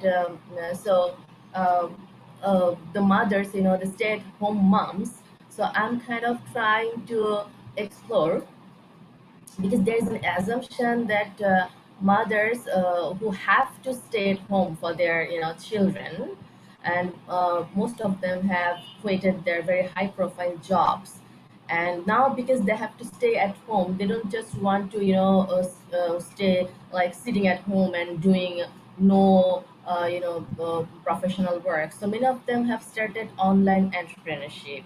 So that's where I'm focusing. My query was, I intended to know, to what extent this assumption is true, like why they are starting online entrepreneurship, and how the decisions are taken that the mother has to stay home with her job, and the father doesn't need to, how these decisions actually take place, because there are lots of literature that place, like Bangladesh as one of the South Asian countries that has classical patriarchy. Again, then from extended household, now there is a transition to nuclear families. So there are also literature that focus that there is a kind of familial patriarchy instead of classical patriarchy. So there are lots of these theoretical discussions, and then I have findings. Yeah, I mean, that's really interesting. I haven't seen that literature. I've been looking for any, variants on the theorizing of patriarchy in its current context, because family is not the same as household. So they don't mean household patriarchy. My observation in Bangladesh has been that the family relations living in the other household, let's say in-laws household or parents Yeah, household, yeah, they're still very, very important. So I presume yeah, family patriarchy still means the power of the older people. yeah. So we now have both kinds of families, households. When we have in-laws, we call it extended household, Mm-hmm. and if it's just a nuclear family, we call it nuclear family. Yeah. Mm-hmm. So there are these kind of findings, and in the conclusion, I want to argue that because in a family relationship there is power, but also there are different kinds of mutual emotions. So when you are living in a family and you have relationships, so Mm-hmm. what should we pick, like should we always talk about power relationship, or there are also like emotions, and some women, they themselves decide, like my first priority is towards my kids, towards my children, so I have to quit my job, and I have to just do my parenting now, and I will see later what, like maybe later I will choose my profession Yeah. again. Yeah. And Can I again, can I yeah, press you a bit? I think we're pretty much on our own. She's still turned on, but I don't think okay, she's really here. Annabelle, if you're here, you can join us by joining the podium. yeah, The thing I is, can, when you say we, you say when we make these decisions or when we think about these choices, I keep wondering in my mind whether you mean an individual we, so you mean like we as individual lady workers, or do you mean like we there's another sense for this word that it can refer to the household or the family or the couple. And these are what I call corporate agents. So where there's more than one person involved, but there's agency, that agency has particular possibilities and liabilities. So like if you say a couple, for example, then the couple can influence the people. So, yeah, by virtue of being in this couple, my husband and I have decided that I will sew. And as a sewer now, I won't be doing other X, Y, and Z, So the I follows after the decision made by the corporate couple, the corporate agent. And if you theorize agency that way, then the liabilities are quite different from individual, because individuals feel feelings in their person as a body, as well as everything else cognitively. But the couple actually just has to have a dialogue. So I've been thinking about how the couple's dialogue has been neglected. We don't have much data on those dialogues. We never ask people to sit together as a family and be recorded. And I wonder sometimes whether we might actually benefit from having a whole new research method to approach that. And maybe that's what Sarah's relational well-being is getting at. So during lunch, I'm going to have a look, and I'll see, because I recall the work, but I myself didn't think of it explicitly when preparing for this conference. So we'll have a look at it before 2:00. So thanks for sharing. Yeah. Thank you. Zoe, can I just check? I think Zoe's left the room, so she's obviously having a lunch break or observe Alpa Shah. So I hope you have a lovely time. I'll see you in the afternoon. Thank you. See you. Bye. Bye-bye. Bye, Gwen. So I've mentioned Zoe Williams. She's right here. And we're going to split the presentation between the two of us. And it's 14:09, so we've got 15 minutes to go through our material before questions begin.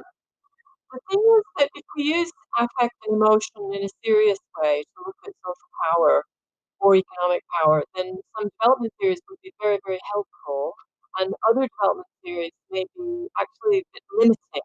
They might not be wrong, but limiting. So in particular, trickle-down economics just doesn't have the right approach to agency. And I'll be explaining more about agents in my talk. If we were using purely discourse-based theories, that would have limitations, which the quote from Swift actually explicitly mentioned. And the questioning of purely discourse-based theory is explicit in the special paper that was written by Tanya Giacomo and Sarah Homer. And their paper is available from the authors as a background paper to this special session and this panel, and they're making a special issue for a journal. So there's plenty of space in their work for expanding on these theories. The ones I find most useful are human development theory, capabilities theory, seeing participatory development as a process, and hence you start to rehistoricize the capabilities. So in this talk, we're going to talk about capability of having dignity or actually achieving dignity and self-respect, and thinking about how emotion and affect are invoked while we do that. Of course, also they're affected by the outcomes of that. But Nussbaum actually led the way on capabilities theory. We now find it's very often attributed to Amartya Sen, but for me, the writings of Nussbaum on shame and disgust were absolutely critical to realizing that development theory should be focused on the capability of being a respected part of the community and not just individual achievement or having entities like assets. So for me, the capabilities include an important capability around having self-respect. But when you say that, it sounds a bit theoretical. So we're looking at empirical data in this paper about what the actual processes of achieving self-respect work among women in North India. And what we found is people make great efforts to actualize their self-respect potential. So in theorizing this, I went back to some of my own work from 2009, published in the Asian Journal of Social Science. And the first point that I made at that time was about agents not just being people, but an agent could be a couple, a household, family, the panchayat. There's many kinds of agents, but it's only humans that actually have human feelings, and some of the emotions would be in that box of feelings. But other agents, without having feelings, are able to have other entities, like they might have discussions, or they might have outcomes and policies, and they might have a code of conduct. So there are both human agents and other kinds of agents.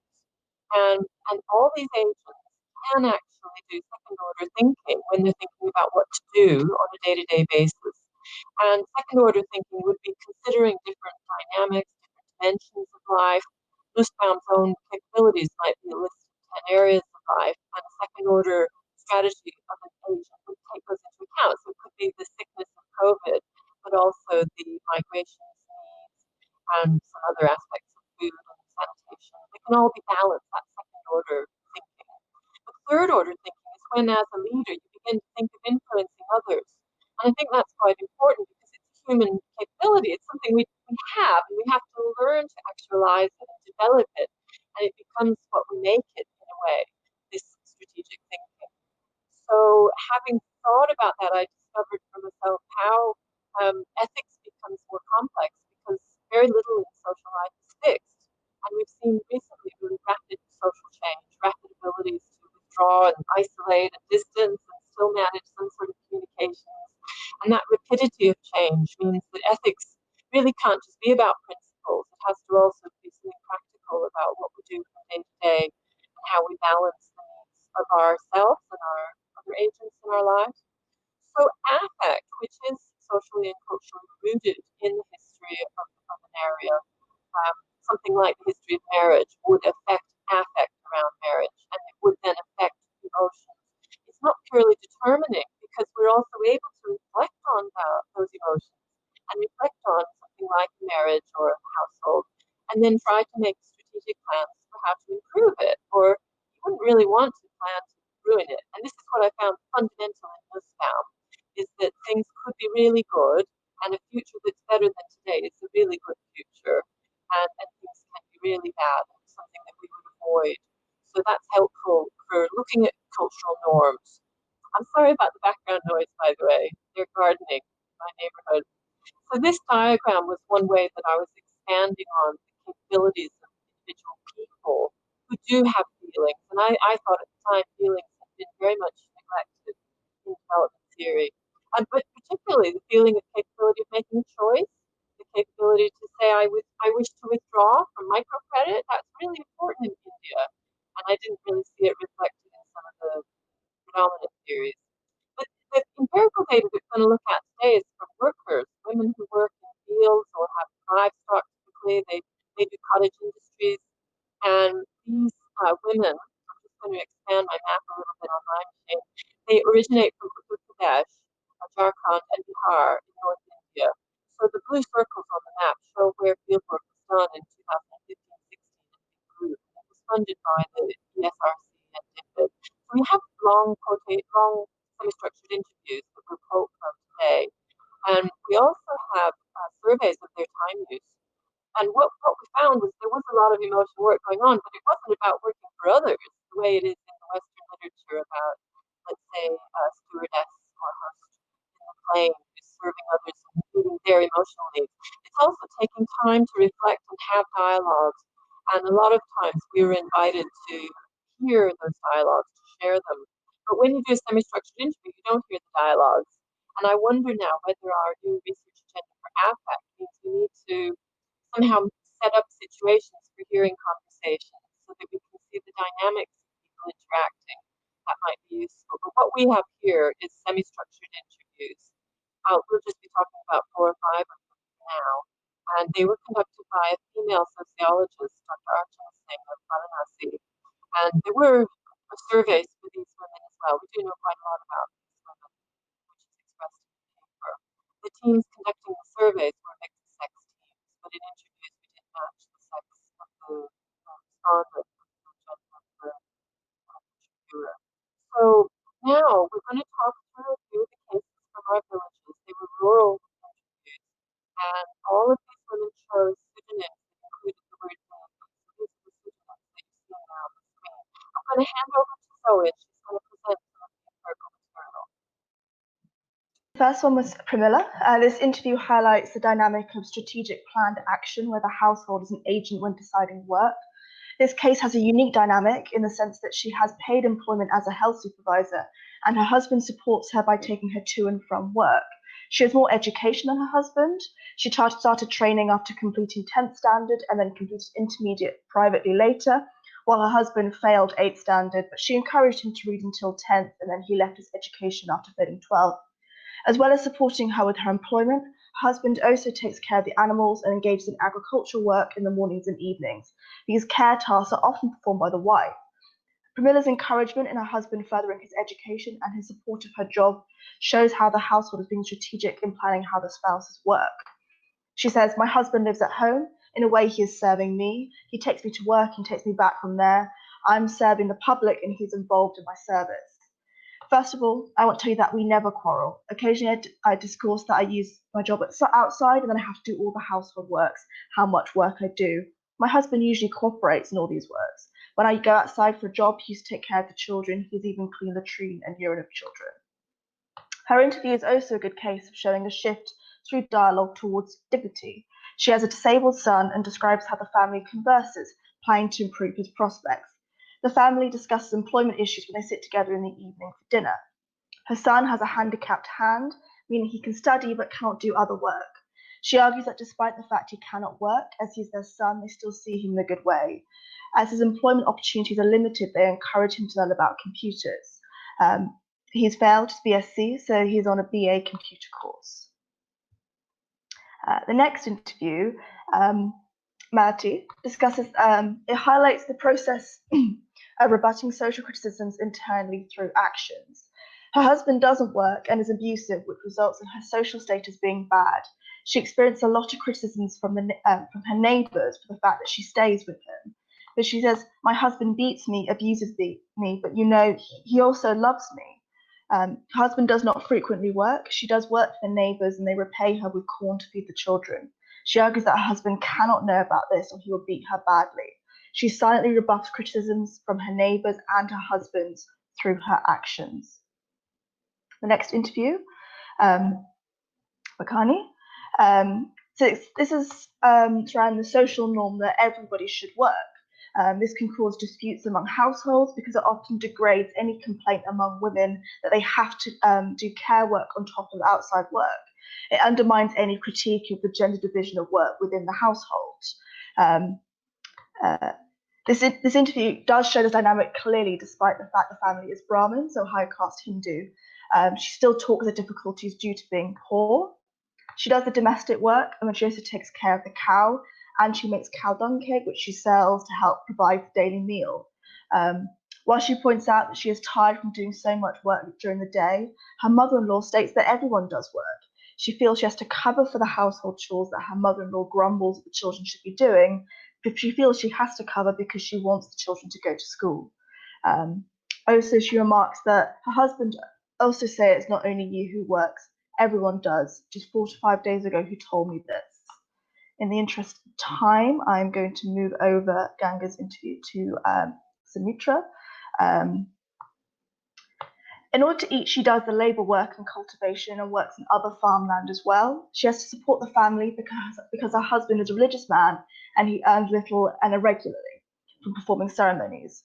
Unlike other interviews where the woman is talking about agricultural work, there appears to be little social criticism about the fact that she works outside. In regards to labour work, she says, they say whoever gets it should do whatever work there is, all are earning their own bread. She does say that she hopes her family perceives her work in a good way, as they not make comments indicating otherwise. Her husband occasionally gets some money from religious services he does, which helps meet expenses. However, for the most part, the family is feeding him. This is another dynamic where the interview has to support her husband and family, but unlike Pramila, the first interview, Sumitra is extremely limited by her lack of education. But she does go the Taraksha, where she's hoping to learn how to read and write. She understands that she is limited in her employment by her education and is actively trying to do something about it. This indicates an enhanced monologue towards dignity. And back to Wendy. So we're ready to conclude. I think it's been a bit of a rush job through these case studies. We have many case studies, and you see they're diverse, but they're also having that common element of seeking dignity in the face of difficulties, especially in Uttar Pradesh. We've said less here about Bihar, and it's interesting how you start to really think about that and theorize it. So first of all, there's a dialectic. And one of the aspects of that dialectic is that the social norms of the area could be said to condition and affect what your strategies are going to be. So they take that into account.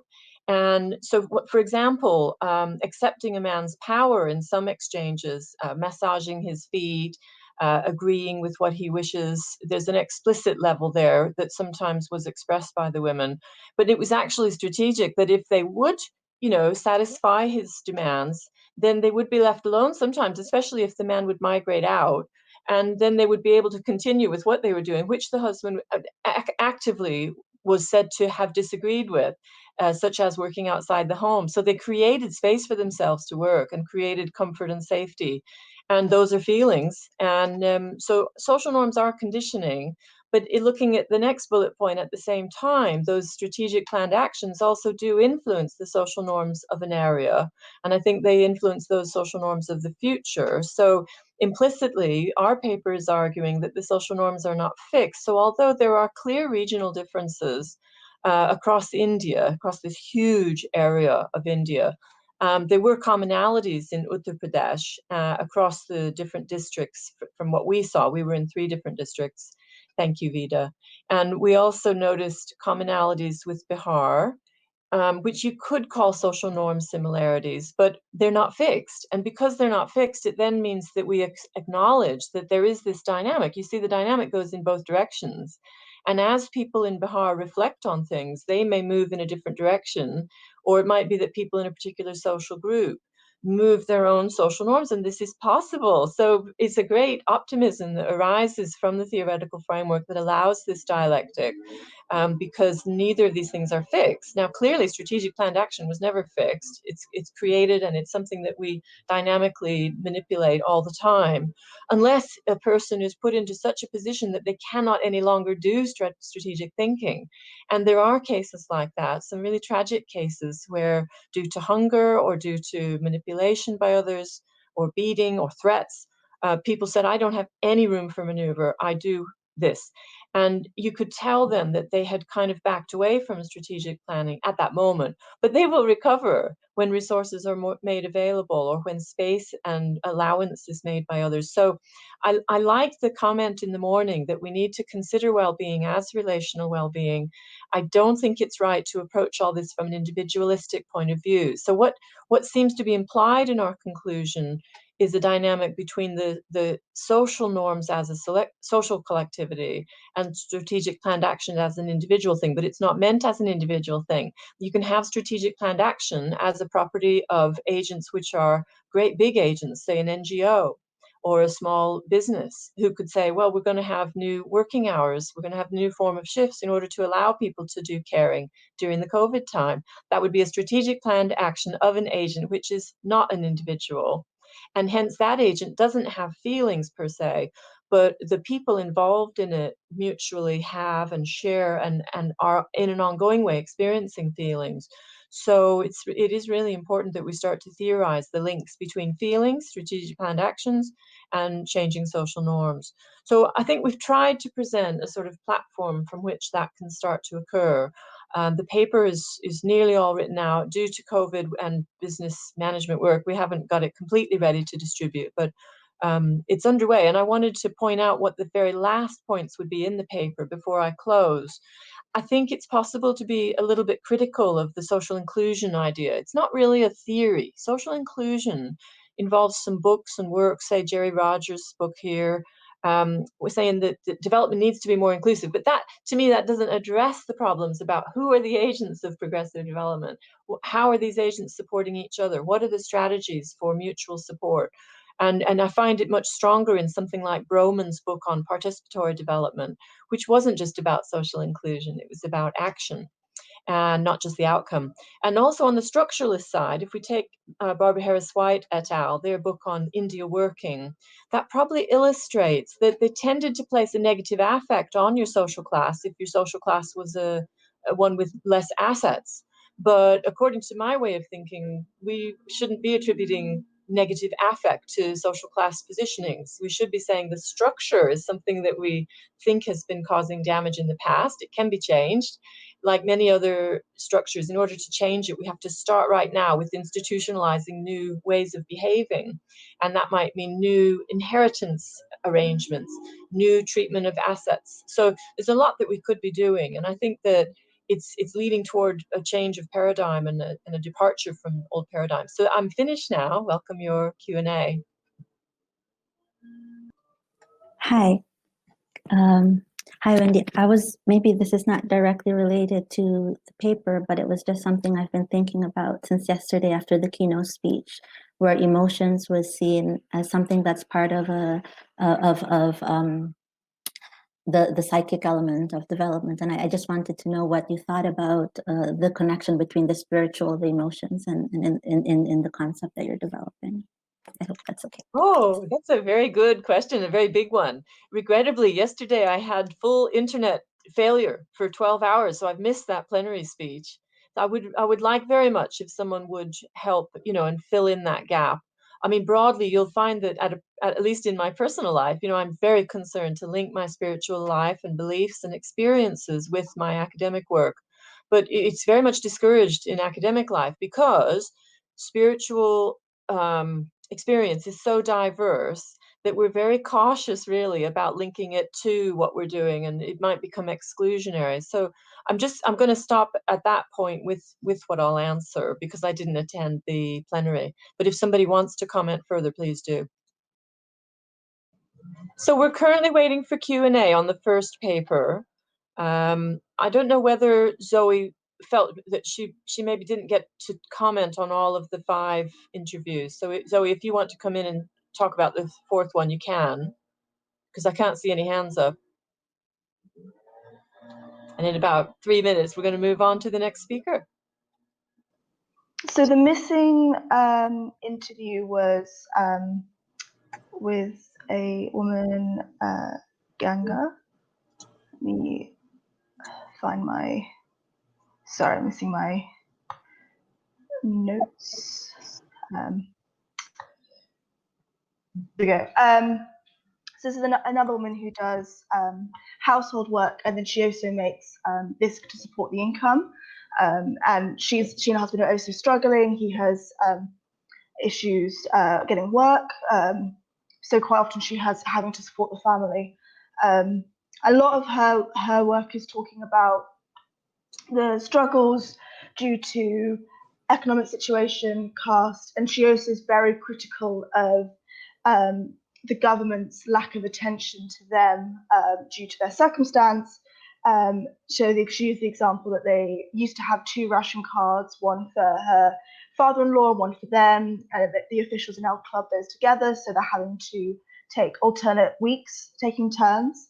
So this is an example. Wendy spoke about this in the conclusions, where she is unable to go through the process towards dignity due to severe lack of severe circumstance. She's so much issues that just day-to-day feeding of themselves and their children is so much of a struggle that she can't even focus on any more sort of enhanced monologue or duologue towards dignity.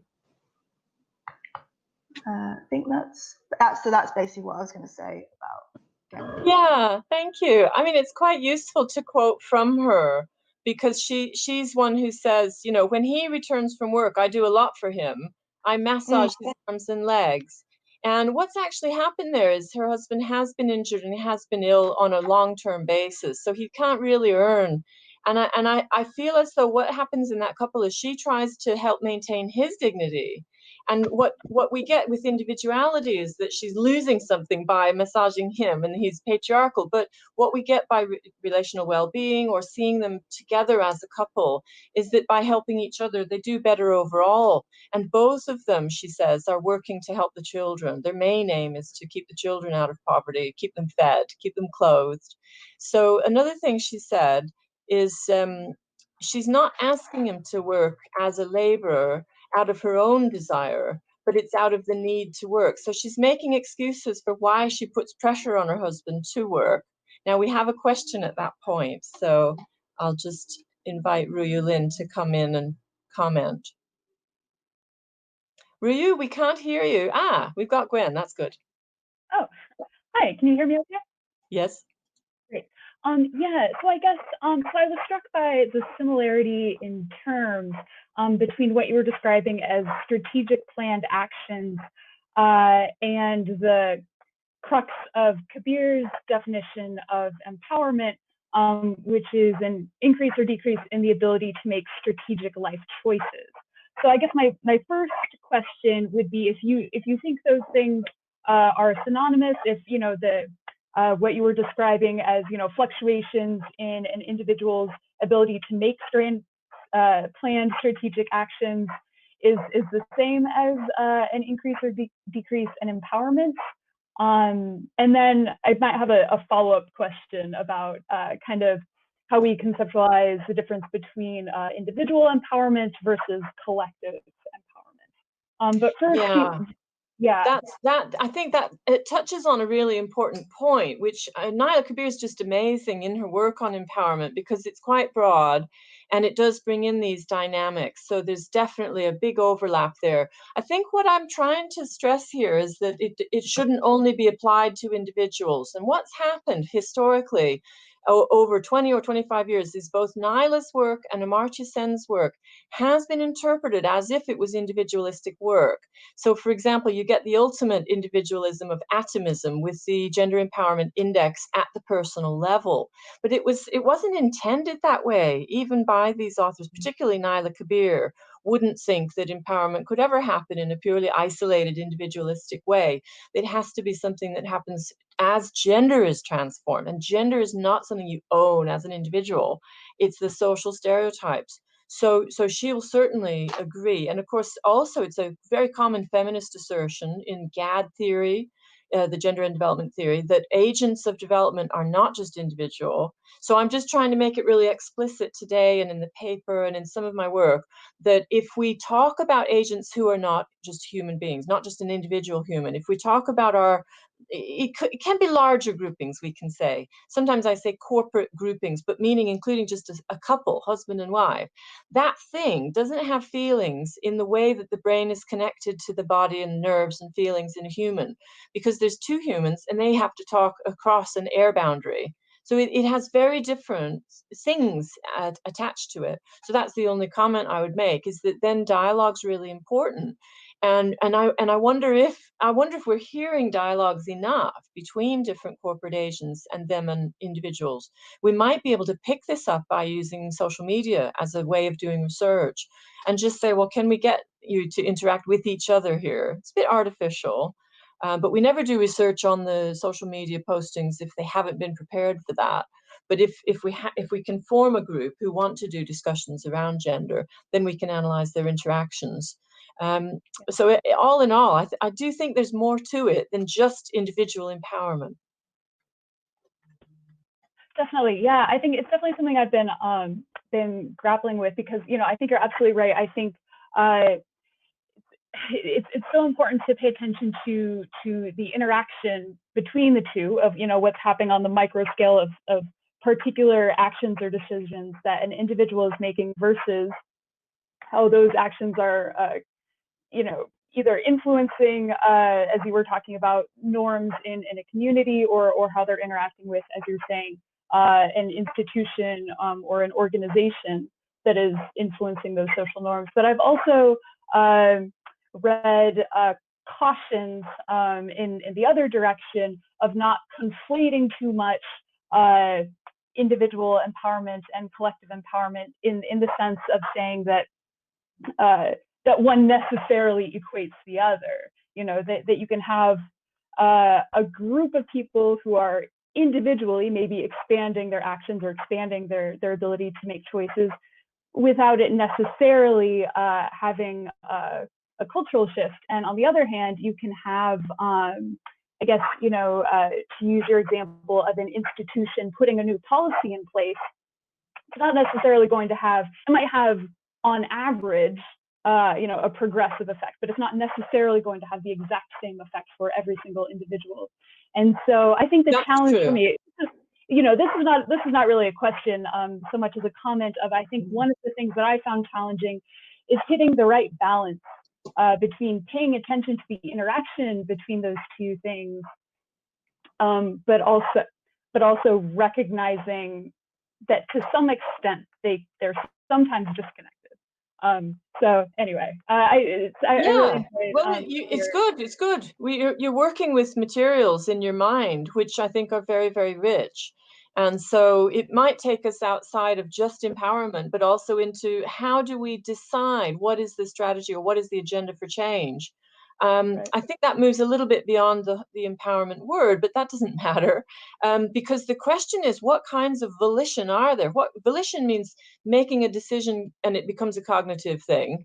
And in an individual, it happens in a certain way. But in a group, an organization, an institution, in government, it happens in different ways. And yet there is volition, but that's not informed by feelings in quite the same way. There's a different process of linking human feelings to that collective volition.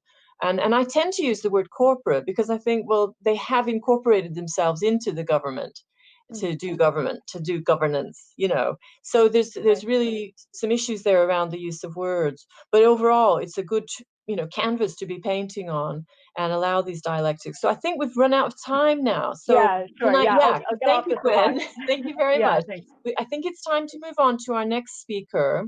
So Vida's going to help us with putting up the new slides, and I would introduce the speaker, but also welcome all the participants. We've got Restia Kanya, thank you for coming, Ellie Bugler, Isabella Desporte, and Alice Robinson. Some of the other people participating are authors in this group, Laura Forsyth, she's not an author, excuse me, Bushra Sultana and Ruyu Lin, who's just spoken, and Mahardika. They're actually trying to write papers for a special issue. So we now have Mahardika. So would you like to start, and would you take about 15 minutes for your presentation? I'll just bring her up here.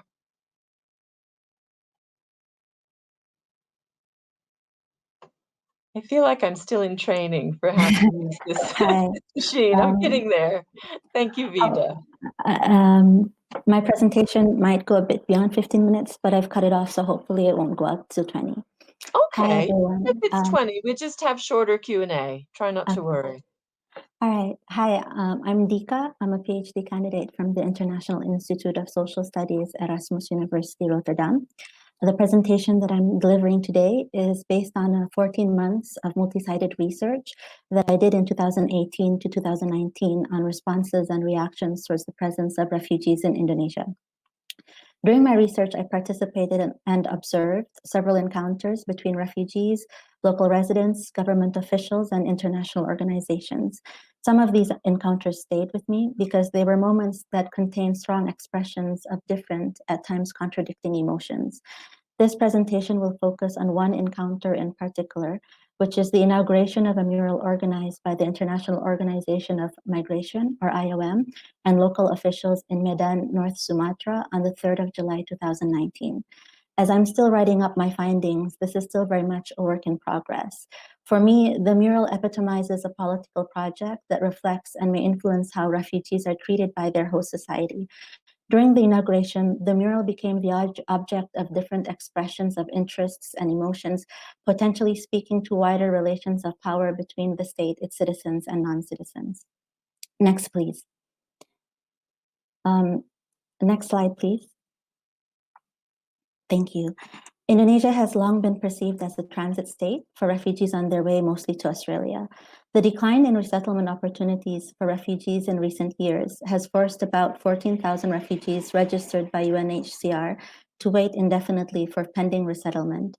Indonesia is not a signatory party to the 1951 Refugee Convention nor its 1967 protocol, but it does grant refugees temporary stay until they get resettled to a third country or voluntarily repatriate to their countries of origin.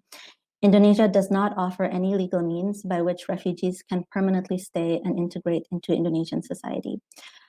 I must acknowledge that the refugee population in Indonesia is small compared to the presence of refugees in neighboring countries such as Malaysia and Thailand.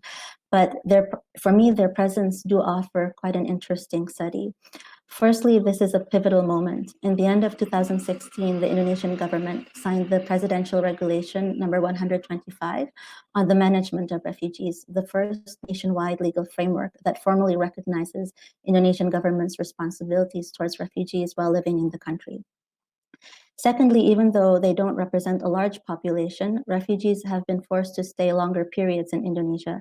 What used to be only a 3 to 4 year waiting period before resettlement has now been extended indefinitely. In 2018, UNHCR Indonesia estimated that based on current resettlement rates, They would need approximately 25 years before they could resettle all refugees in Indonesia, and that is assuming the number of refugees entering the country does not increase. And it should be noted here that while staying in so-called transit in Indonesia, they don't have access to employment, formal education, and neither can they move beyond the cities that are hosting them. Thirdly, due to these two trends, refugees' presence is increasingly being felt at a local scale. Their extended presence in particular neighborhoods have drawn more local attention. Moreover, the Presidential Regulation 125 places the mandate to determine accommodation sites for refugees to municipality government. What had traditionally been the responsibility of UNHCR and IOM in coordination with the Indonesian central government via the General Directorate for Immigration now calls for the involvement of local government officials. So the slide here highlights some of my research sites with Medan marked as red. This presentation discusses a particular encounter that has arisen from these three trends, which is the inauguration of a mural in Medan organized by IOM and presented as a collaborative project between refugees and local residents of the Perintis sub-district in East Medan. Next slide, please. Thank you. On the 3rd of July 2019, I attended the inauguration of a mural that IOM organized with the Perintis sub-district. The mural is on a wall stretching on the side of a road called Jalan Dorowati, just off a main road called Jalan Perintis Kemerdekaan.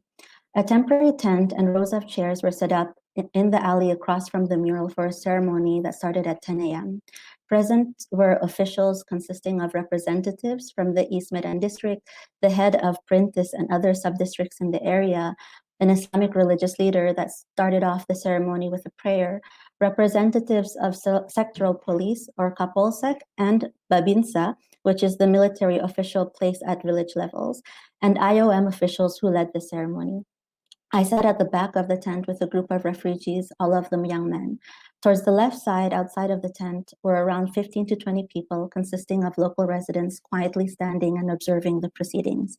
The mural itself consists of 7 images that did not follow any particular theme.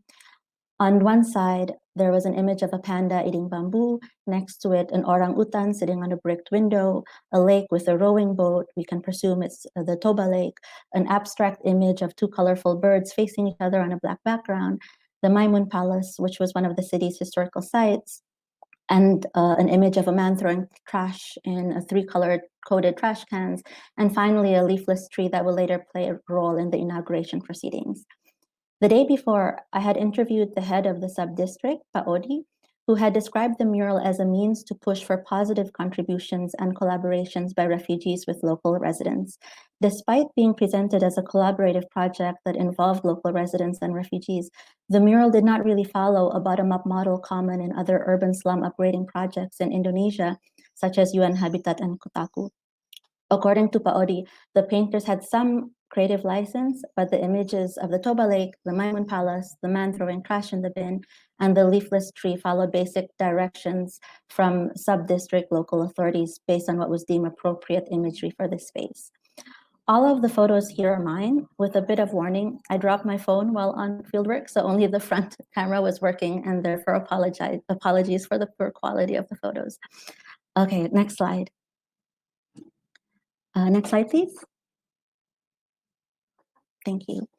When I interviewed Paodi, the head of the Perintis sub-district the day before, he had said that getting refugees involved in voluntary activities for the community was much better than them engaging in negative activities such as what he called minum tuak, which is the drinking of a local alcoholic brew. However, the inauguration itself highlighted different motives and messages, where IOM on one hand presented the mural as part of the World Refugee Day that was held 2 weeks prior, and on the other hand, local officials who presented it as part of a program from the Medan municipal government called Kampung Selfie or Selfie Village, a local initiative to clean up and beautify neighborhoods in Medan.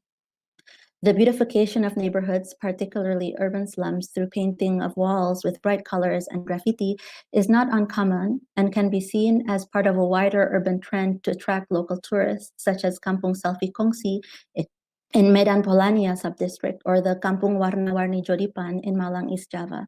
It also speaks to a much wider global phenomenon where urban spaces are often designed to cater as a backdrop to people's social media feed, particularly Instagram.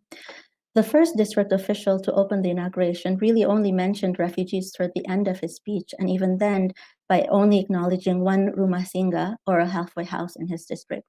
Describing refugee accommodations as halfway house placed a subtle emphasis on the temporary nature of refugees' presence in his district. While local authorities during the inauguration did not place much attention to refugees' collaboration with local residents in painting of the mural, they did, however, repeat an expressive appreciation to IOM for collaborating in the making of their kampung selfie.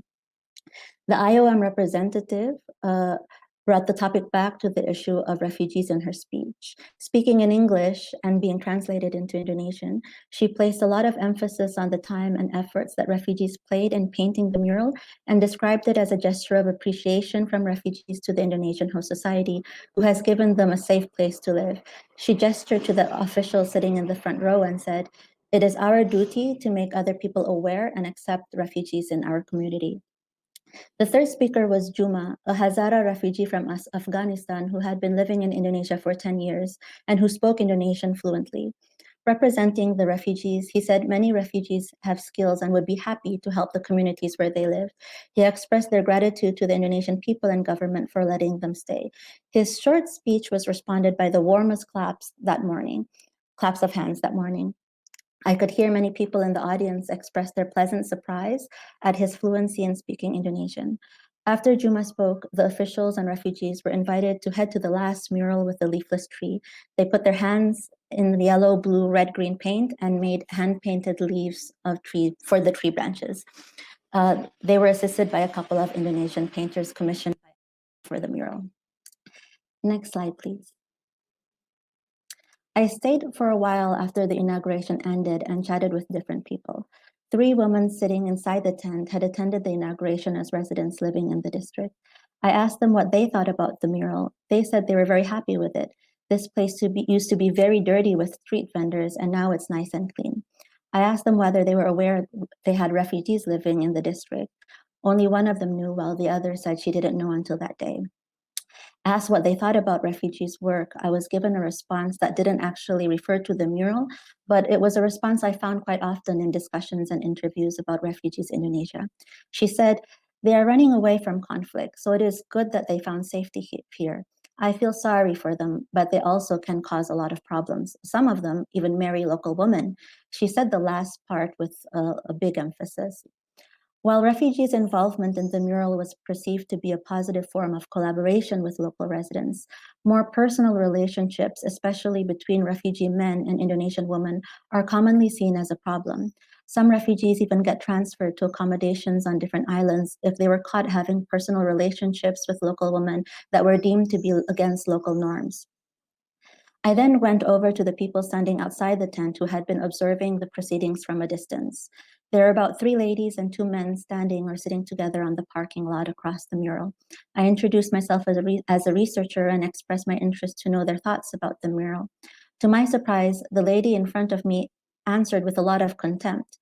"What do you think our reactions would be? We used to be sellers on the street, and now we are not even allowed to sell there." I asked her how long they have been selling there. She explained that in the late 80s, they used to sell on the main road, Jalan Perintis Kemerdekaan, and in 1994, the district relocated them to the smaller road where the mural was now. Before I could say anything, the lady on her left said, "Did you pay for any rent for it?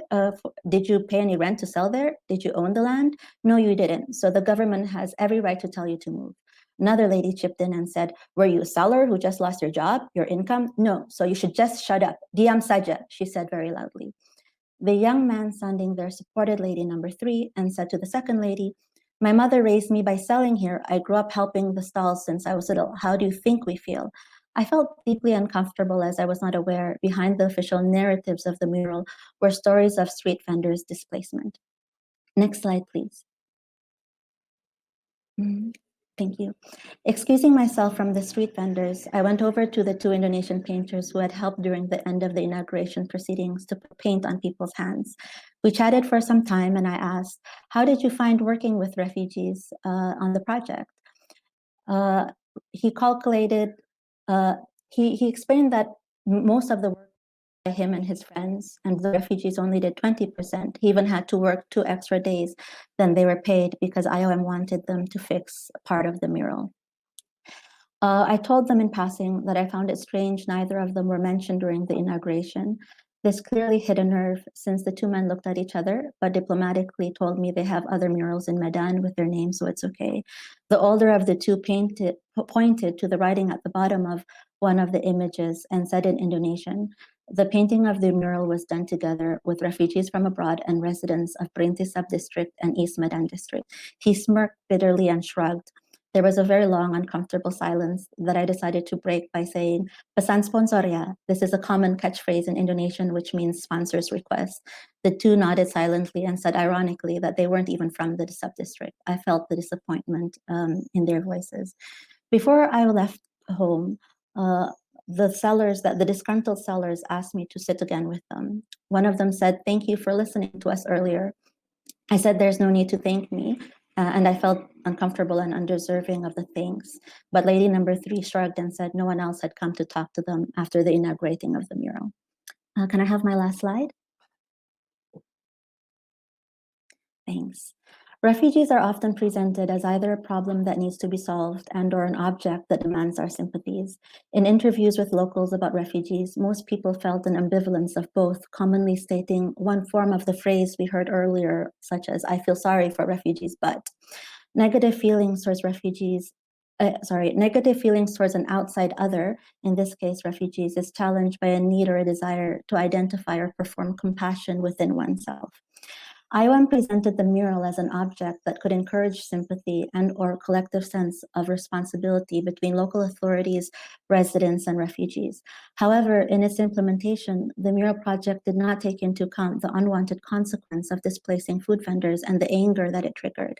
The need to uphold a narrative of collaboration between refugees and local residents were done at the cost of a painter feeling a lack of acknowledgement. The intention of stimulating one emotion, in this case sympathy, was challenged through the emotive narratives on the sidelines.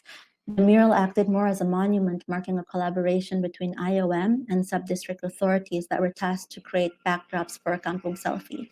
This collaboration has some strategic importance for IOM operations as the presidential regulation widened the net of and local institutions involved in the management of refugees in Indonesia. One last thing that I want to point out before I stop is that discussions around the mural with locals emphasize the need for positive forms of refugee contributions to Indonesian society, often while simultaneously highlighting refugees' vices and problematizing personal relationships, particularly between refugee men and Indonesian women. Refugees were expected to contribute positively to the host society, but were frowned upon from really mixing and establishing personal, potentially romantic relationships with locals.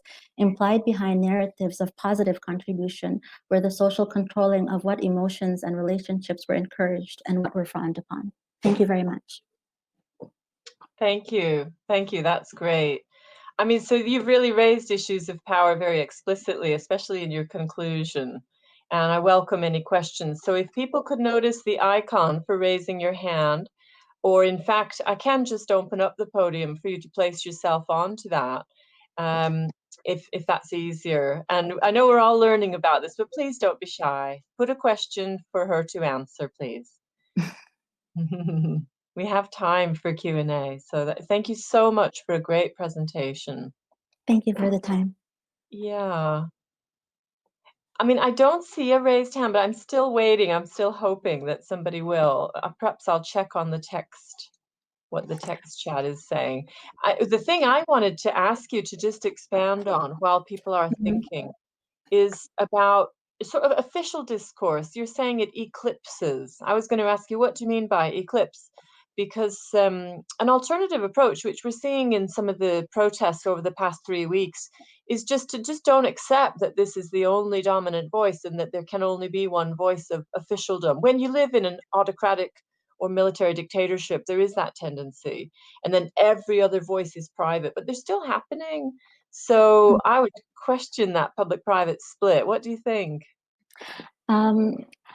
I agree that there's always going to be alternative discourses on the sideline, but these discourses are not equal in terms of power. So I guess what I meant with official discourse is the one where those in power, in this case represented by local authorities and IOM, was able to put forward in a very formalized inauguration ceremony.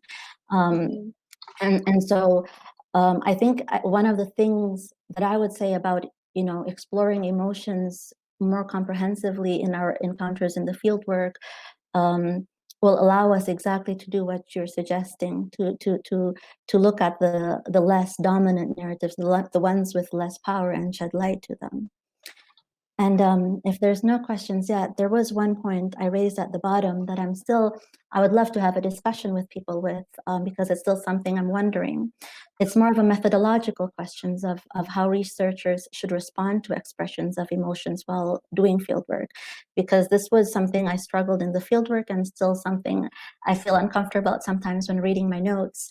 I often found myself wondering how best to respond, to explore emotions as important sites of knowledge and information, but at the same time doing my best to avoid a line of questioning that could potentially trigger emotions that could cause harm, especially when I'm working with refugees whose place in Indonesian host society can be quite vulnerable. So, I mean, I think emotions, there's a lot of interesting areas to explore when we think about emotions and affect, but we also need, but I wonder where we position the researcher when we do so sometimes. Yeah, I thought maybe a point to raise.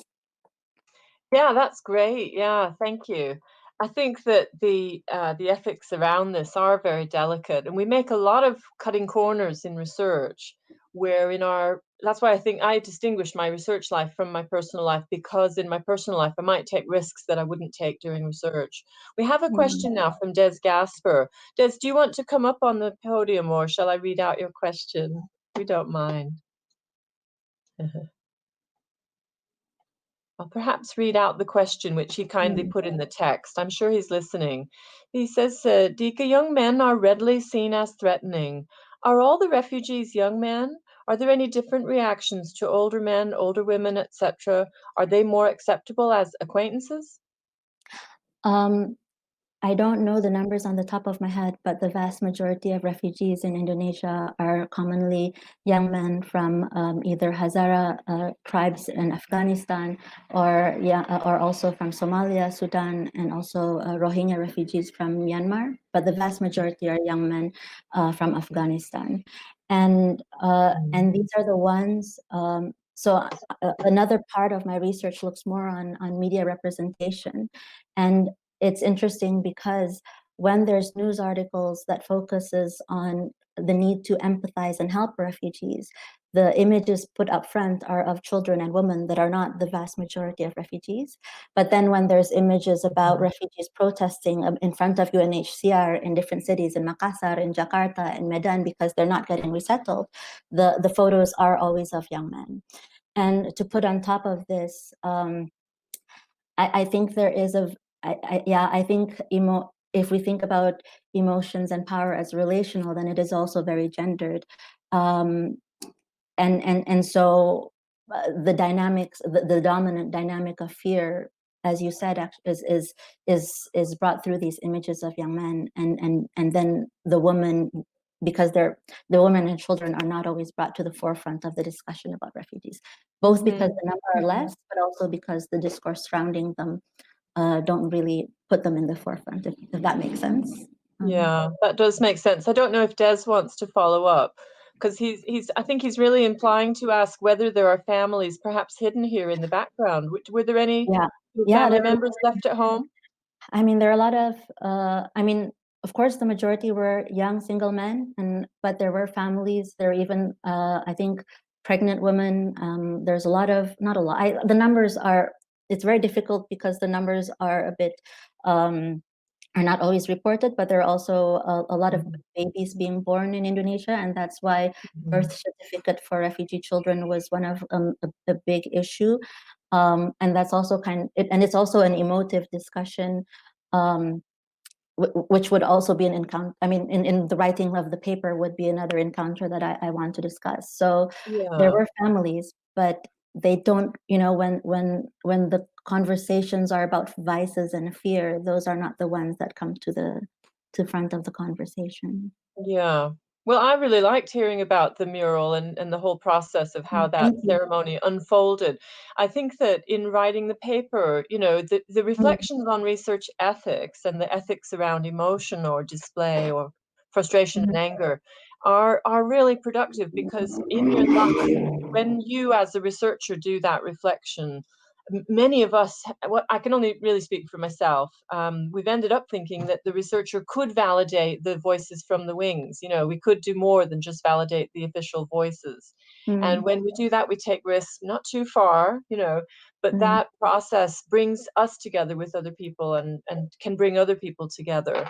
So it becomes more than just research ethics, it becomes the ethics of development itself. And that's how I've arrived at the idea of progressive development, being different from just trickle down and GDP and assets. Anyway, Des has followed up. So he says, apart from fear of the refugees, how far do the refugees feel fearful? I think the main, just based on conversations with refugees, it cannot be generalized. So I went to different cities, and I think the feelings are quite different.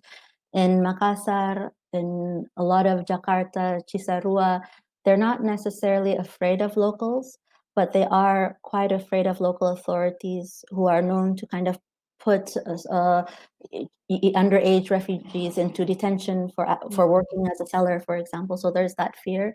But for example, in Tanjung Pinang, where there was a lot of stories going around during my visit there a month before I came. There was almost a riot where locals were going to go to a house where rumors were saying a young refugee man was dating a married woman. And so the police had to stop this small local riot. So in Tanjung Pinang, I think refugees are much more excluded, and they feel much more fear.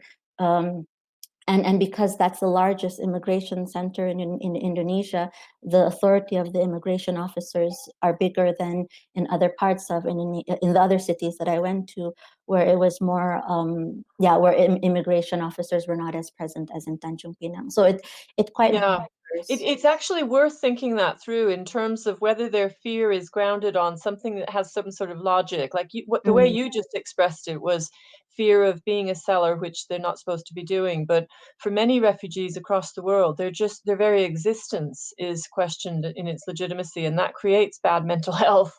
And you might want to think about which of those is going on. But we have another question from Alice Robinson.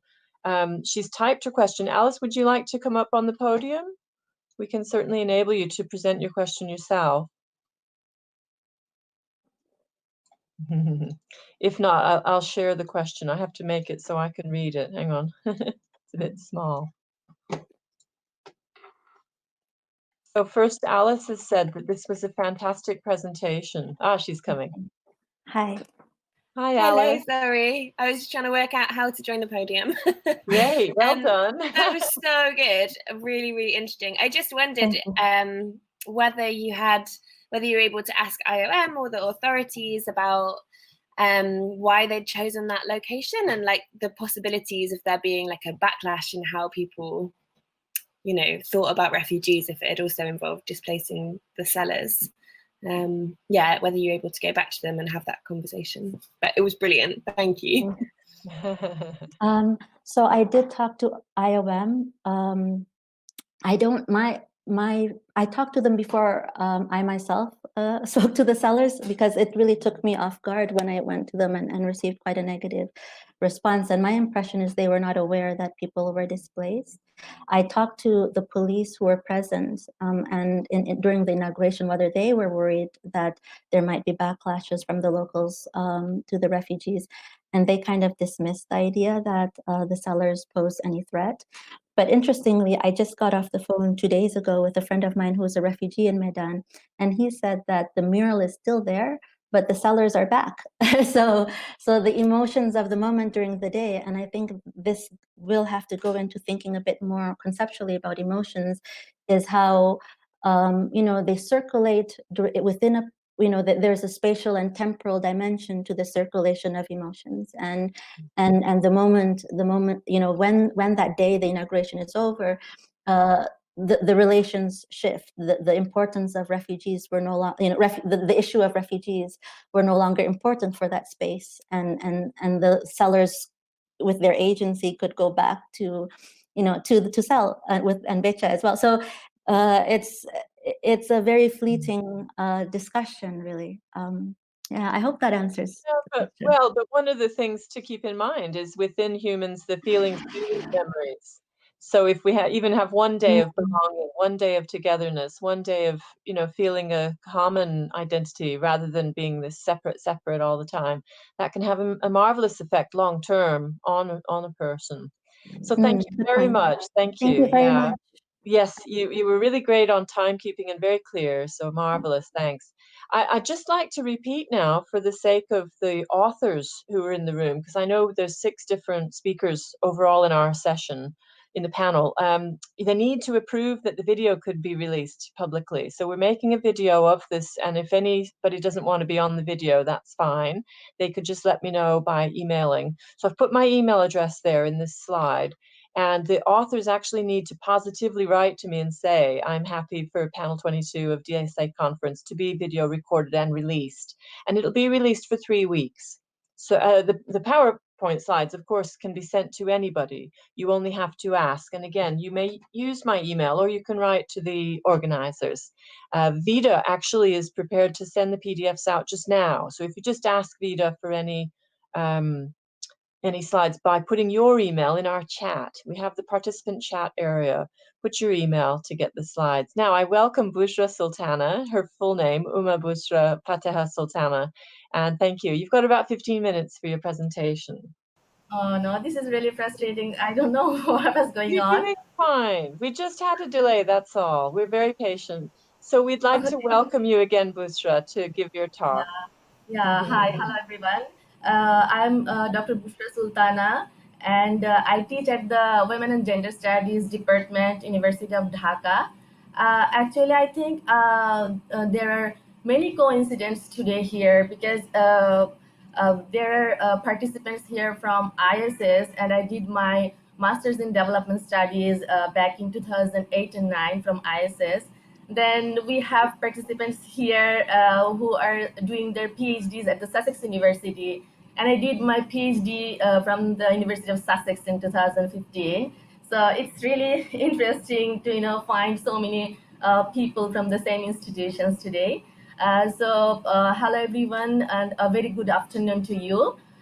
Today I'm going to talk about emotions, power, and patriarchy, a feminist analysis of online female entrepreneurs in Dhaka city. Next slide, please. Thank you very much. So I'd like to, I will go very quickly because I think I've already wasted some time. So I kind of start from some theoretical assumptions or theoretical contributions on family. And so here I kind of start from Kandioti's classical patriarchy. Bangladesh is one of the South Asian countries with clearest instances of classical patriarchy. But from there, then if we follow Feldman and Hoek, then we see that there is a changing structure in the families due to technological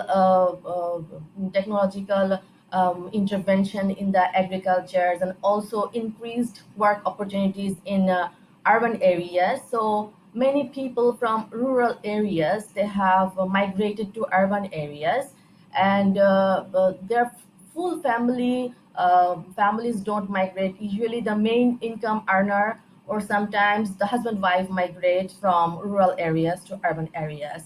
So there are lots of nuclear families in urban areas. And there we see a new kind of patriarchy, which Sarolu rightfully conceptualizes as familial patriarchy. Next slide, please. Thank you. So in these nuclear families, familial patriarchy persists. So from there, I will not touch upon these theoretical things, but I just want to mention about these theories because from this is from where I started this research. So in these, in the families where these familial patriarchy persists, in these families, feminization of chores and childcare responsibilities persists. There are another kind of literature, especially anthropological and feminist sociological literature, which defy the very assumption of family being a romantic site, and they argue that instead there takes place intra-household bargains, power dynamics, personal interests, and other things. Next slide, please. Thank you very much. So there is, in one side, there is this romantic assumption about family. On the other side, there are theories about families, inter-household bargains, and these other things. So today's presentation is derived from a larger ongoing research project. The objective of that research project is to investigate women's online entrepreneurship and how entrepreneurship and patriarchy are connected. So through this research, I collected empirical data, and the research is still going on. So this presentation is kind of work in progress. Next slide, please. Thank you. So the key queries for this presentation is, I started this research with an assumption. So because these families migrated from rural to urban areas, and there are nuclear families, also there are extended families in urban areas. But my query is, because familial patriarchy still takes place in the families, so which expects women to take care of children and be the primary care provider for family members and children, which ends up often in women taking the responsibility and quitting their jobs because they have to be at home for their children. So with that, and in many cases, it has been found out that when women have to quit their jobs and stay at home, many of them have started doing online entrepreneurship, and they are successfully carrying forward these entrepreneurships. So my key questions were: does power always take a coercive form in bargaining among the family members? What roles might emotions play? Secondly, why did women start online business? And finally, does entrepreneurship help women to hold certain degree of control in their personal life? What strategy do they adopt to balance between multiple roles? Next slide, please. Thank you.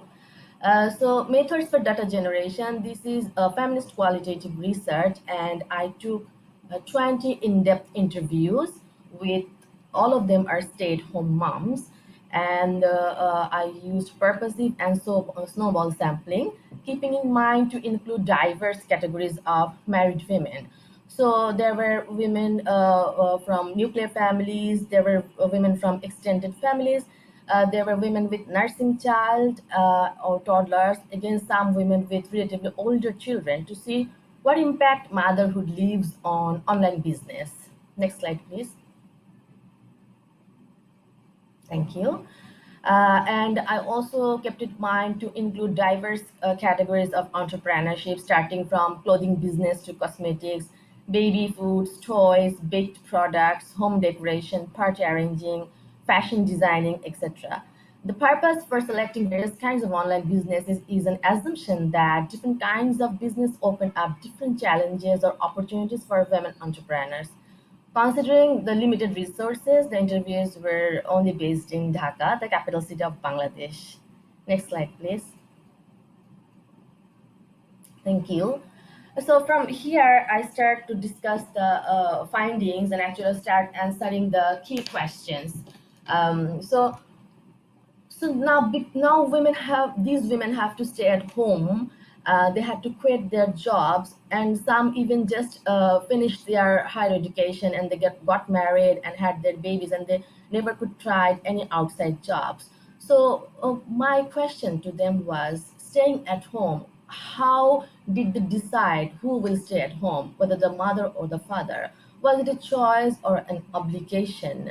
So for 11 out of 20 women, there were no alternative options, and all of these women were from the nuclear family. So uh, some of them, they tried to continue their job, keeping their babies with relatives, and sometimes they had to drag their babies in their workplace, and at last they just couldn't do anything but leave their job. So for these women, there were no alternative options. They couldn't leave their children in daycare facilities because often they're too expensive, and there are lots of different social stigmas about daycare. And the second category is 5 out of 20 women. So these women are from extended families. And surprisingly, they have their in-laws at home, like parent-in-laws and other in-laws. But all of them, they say that, yeah, we can take care of your babies, but we can't look after them as if they're main caretaker. So the parents have to take the responsibility of the babies, and they can't. So women had to leave their job. And then in the third category, I have 4 women out of 20. And these 4 women, they themselves decided that, okay, no, child is my main priority. So I will first, take care of my baby. And once he or she is at a grown up stage, then I can, start my outside job or professional career. One of the women, one of them, Sarah, she is a very young mother. She is 24 years old, an entrepreneur, and she has a 3-year-old girl. And she said to me, I brought her into this world. She is my responsibility. I can't leave her just like that. And Sarah finished her education from English medium background, and she had very good results, but she never could start any outside job because she had her baby at a very early stage. Um, so it turns out that women themselves took the decision to stay at home.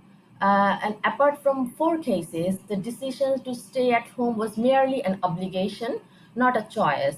Such decision was influenced by motherly emotion and a sense of responsibility towards children, but actually no bargain took place. So it was kind of like decided that the mother has to quit her job, or the mother has to stay at home and wait at a later stage to start her career. Next slide, please. Thank you.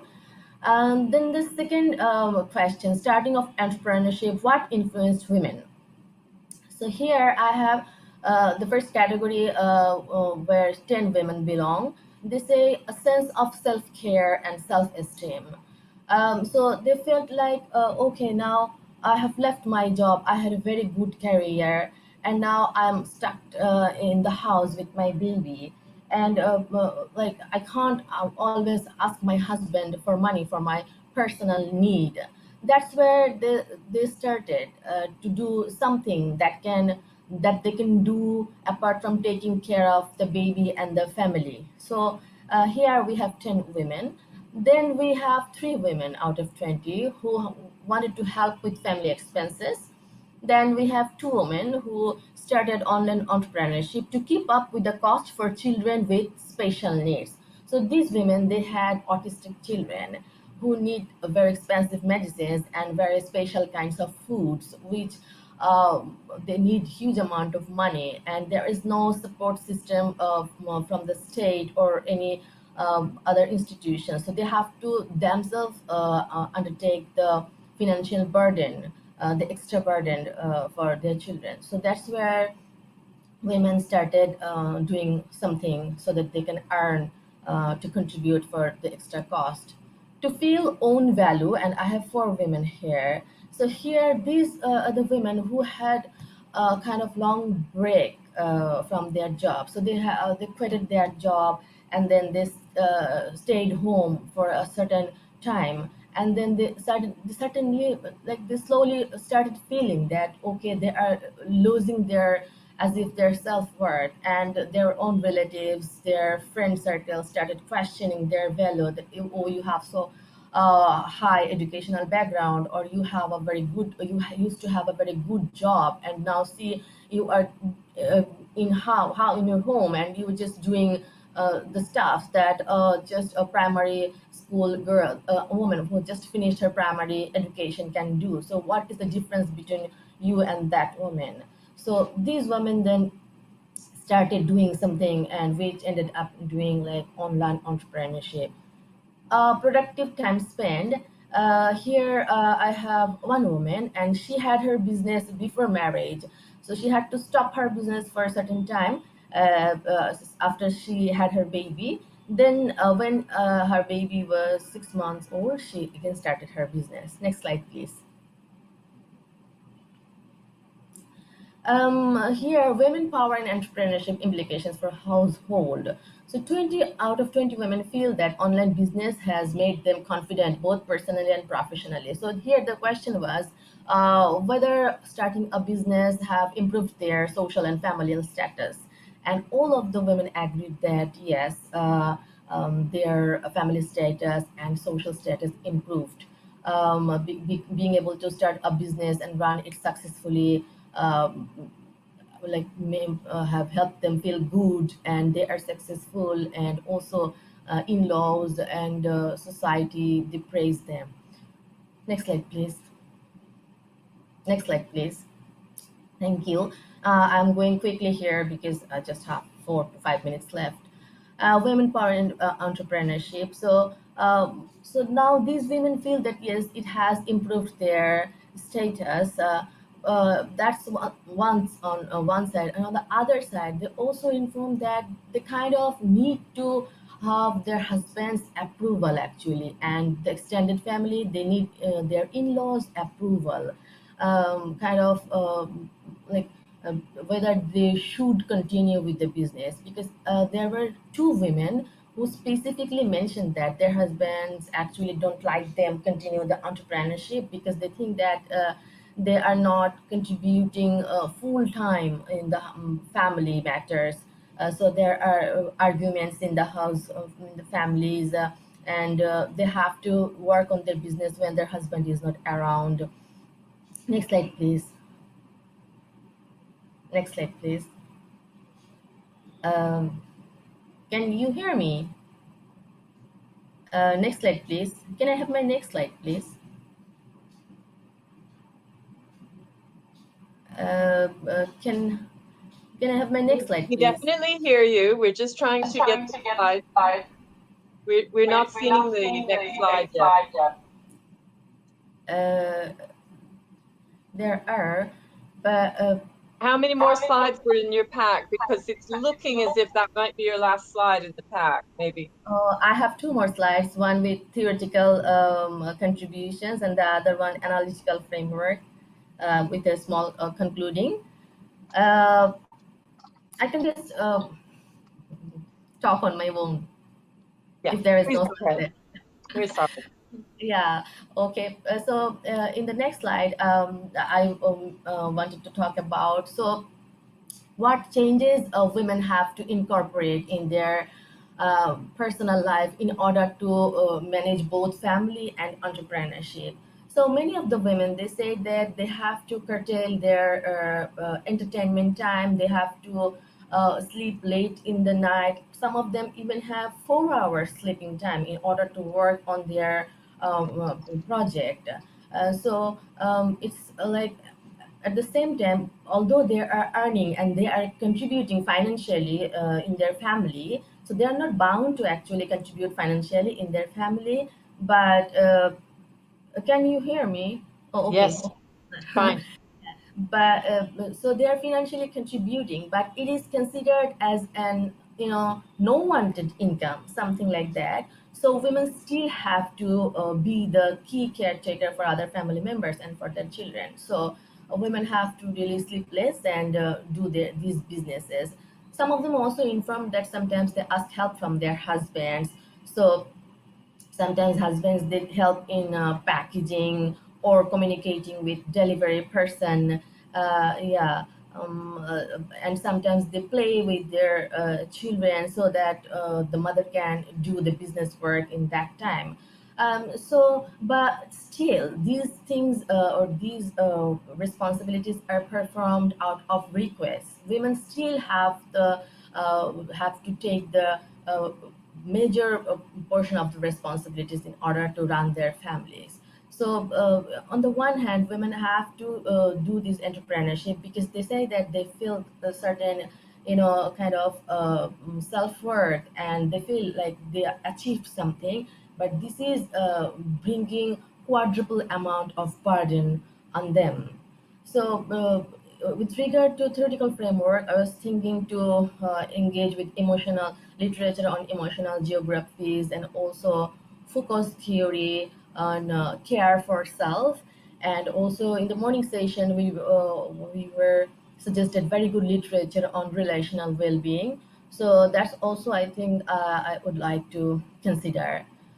With regard to a small conclusion, so what I get from these research is, although these women are really, successful, and many of them have quitted their jobs, or some of them even couldn't try their professional career. Some of them are staying home, but they're thinking that they will engage in future. So this whole kind of relationship, sometimes there are bargains, there are even kind of cold fights between the family members, but they are in a family relationship. So so we can't really say that there is absolute power in the family, or there is absolute romance in the family. There is something in between, and there is also collective emotions. So sometimes the husbands, they take care of the family, even some of them, they take care of the children, they cook, but they would like to be told that cooking is women's responsibility.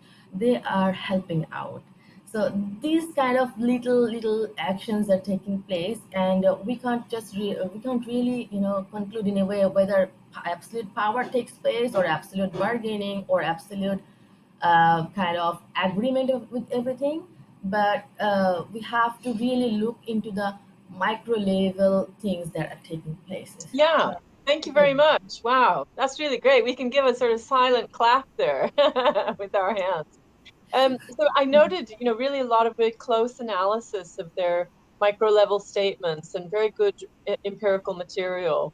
So we hope for the audience to present you with some questions or comments. We've got about 10 minutes for discussion. I mean, one thing I would say is your effort to classify the women, somehow for me, it wasn't as meaningful as what you actually said about what they say. So you're able to tell us about the discourses in this Bangladesh, urban Bangladesh, discourses of what it means to be a housewife, how we present that to husband, a lot of different aspects. There was a lot of detail there.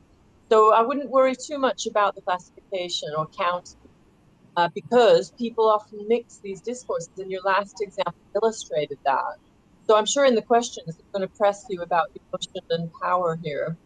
So who would like to ask the first question? Can you please use you can either use the little raise your hand icon. Can you see raise hands? Or you can just place yourself up into the podium, and then you'd be heard by everybody. We're looking for audience participation now. Okay. Welcome, Muina Amonasi. We see you there from Makerere University. Marvelous. Claire Barnes, you're very welcome.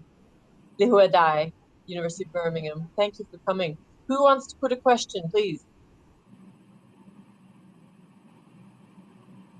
So I'm going to ask a question because I think it's really valuable to have you ready to explain this cultural pattern to us. Oh yes, we've got Vida. Hi, sorry. Is that okay? I mean, technically I'm a volunteer, not a delegate. Absolutely. but I do, just so everyone knows, I do study international development and sustainable development in particular. So I'm not just like a random person. But I thought this was absolutely brilliant. I thought it was really interesting. So thank you very much. It seems to me that when you were talking about how, you know, women have this quadruple burden of doing the housework, having a business, taking care of children, and then the husbands occasionally just play with the kids.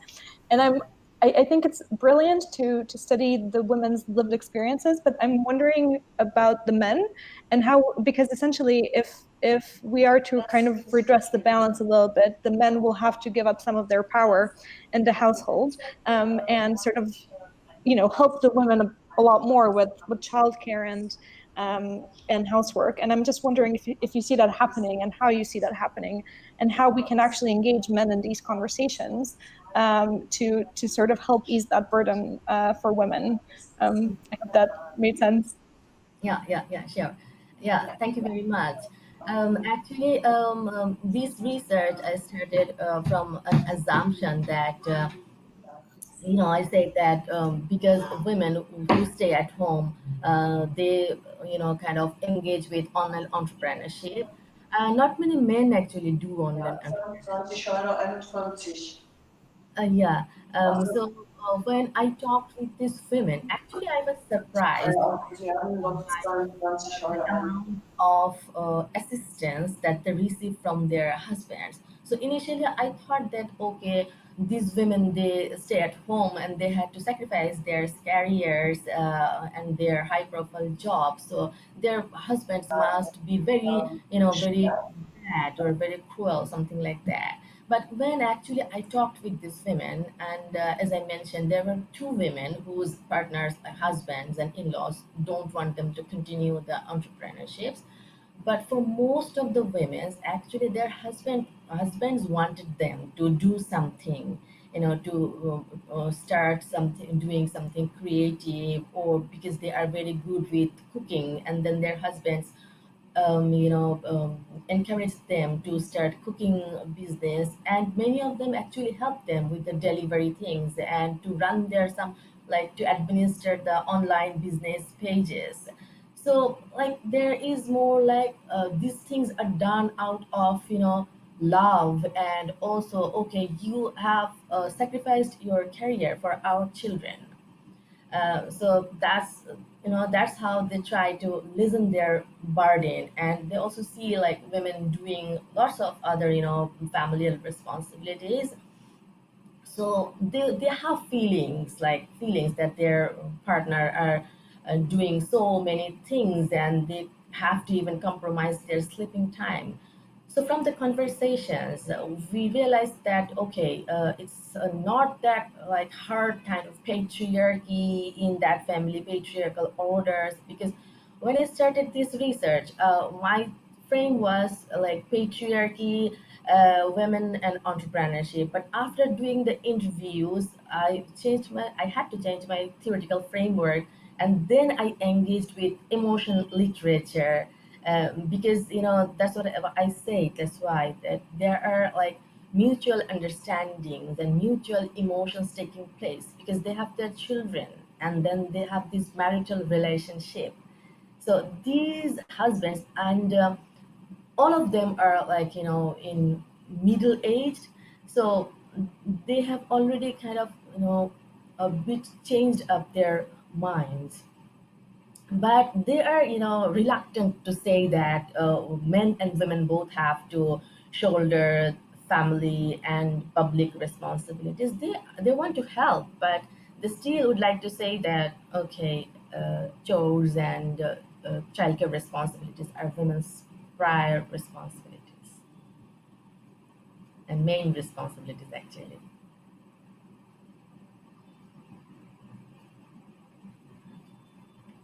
I can't hear now. Can you hear me? I can't hear anyone now. Okay, are you able to hear? Yeah, I can hear you now. Okay, thank you so much, Sultana, for the presentation. Thank you. Part of the question that I wanted to ask, you responded to it as you were responding to that first question. But I was just looking at women retreating into the household and starting online enterprises, and thinking, is that kind of shift likely to sort of re-emphasize the idea of home as a largely feminine space? I'm looking at that because of the current situation of the COVID-19 lockdown that has sent most of the people from the formal work environment into the domestic sphere. We have seen men and women retreating and being told to stay at home. In the Ugandan context, I'm from Uganda. Yeah. It seems like that shift is the one that created the kind of not only women, but also men starting enterprises online, because finally home has become a space for men and women. But the other thing that emerged from that are the kinds of tensions between men and women.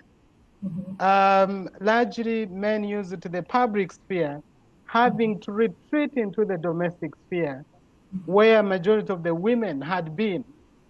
That created some tension and changes in certain forms of masculinity. And of course, you talked about changing positions of women, especially amongst their relatives. So I don't know whether it might be helpful for you to look at how does the changing position of a woman influence the changing masculinities or the changing attitudes and prospects and expectations of men in the same household. Yeah, Muina, thank you very much for pointing that out. I'm the chair here and I'm just a little bit conscious of the time. So I think I'm going to take that as a comment, if just nod if it's okay. I take that as a comment. I think there's a lot of research that can come out of this, and through your career, you'll be resting on this initial piece. But we do have one more question. So stay on the podium if you would, Muina. Now, the audience may decide to leave. It's 3:45 now. But Mahardika is going to ask a question as well. So Hi, I just wanted to thank for the presentation. And my question is, regarding literature on toxic masculinity, how do you view that literature? And you talked about the relation between wife and husband, but how do they then reproduce ideas of gender to their children? Was that also part of your research? Thank you very much for your presentation. Yeah, I think this Mahardika's question and the question before, I think both are interconnected. So I would like to respond to both of them. In fact, out of 20 women, there were 2 couples. So they have their bakery business, and when the business flourished too much, so the husbands, they also joined in those business. So now that online entrepreneurship become a joint entrepreneurship. So here, what happened with regard to masculinity? So the husband doesn't have any problem to join and have a common entrepreneurship, but he has to listen from the society and from other people, like, well, you have quitted your job and now you are doing something, staying at home. So that actually questions his masculinity. Although husband doesn't mind, he is doing, and contributing in the business, but society doesn't leave us free so easily. And yeah, So may I interrupt for a moment? We did get one more question coming in from Claire, and she's called Claire Barnes, University of Edinburgh. So welcome to Claire. And I guess it's a bit different. I just want to ask this question. Are there opportunities for women entrepreneurs to share with each other socially and emotionally?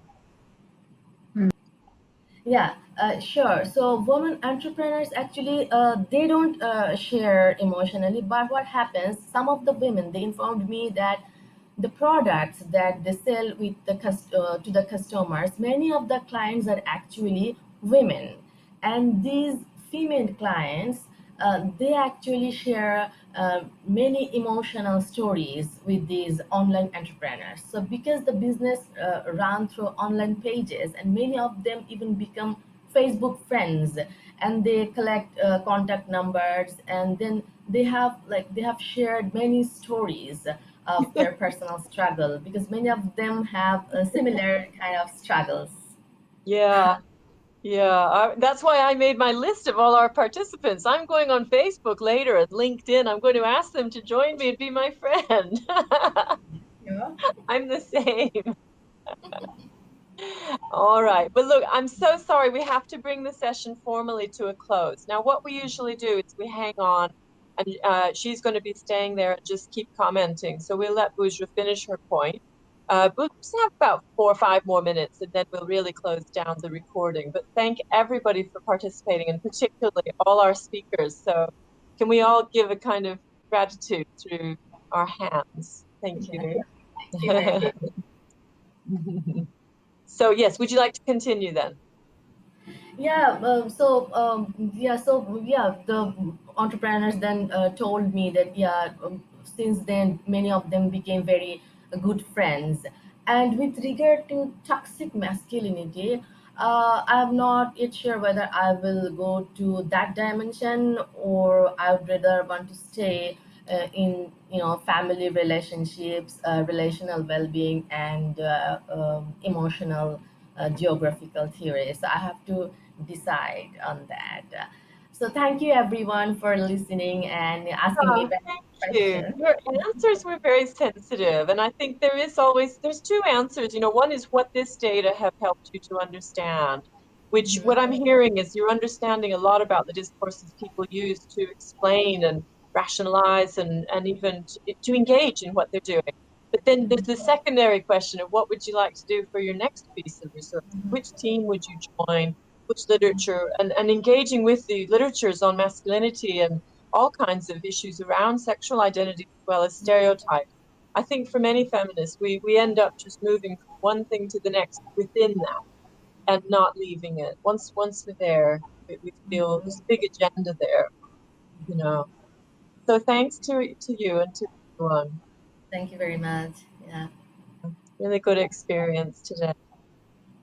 So can I just ask you, as one of the authors, would you send me an email to say that you agree to the sharing of the video online? You were saying for 3 weeks, so you can put that in your email. Yeah, I think the Shindig people need these emails to be written out. yeah, okay, I will respond to your email. Yeah. Great. Yeah, that's great. Thank you. Thank you. So thanks to Vida, I can see you there, ready to relax. And Zoe's already left. She went promptly at 3:45. Is there anybody else in the audience that wants to speak before we close off the recording? Hello to Monica, Kwame Nkrumah University. Nice to see you. There will be a special issue of a journal. It's likely it might be the Third World Quarterly. This is being managed by Tanya down in Australia, and she's just in bed. In Australia, the time change is so large for this. With great apologies, she decided to not participate in the actual conference. She would have had to stay up all night. Which it's not for everybody, is it? But the work goes on, and it's going on all around the world, even with COVID. So let's try and be as supportive as possible of each other. And I'm going to end our session now. I hope you enjoy the rest of the conference, all the other ones that you can attend. So bye-bye now.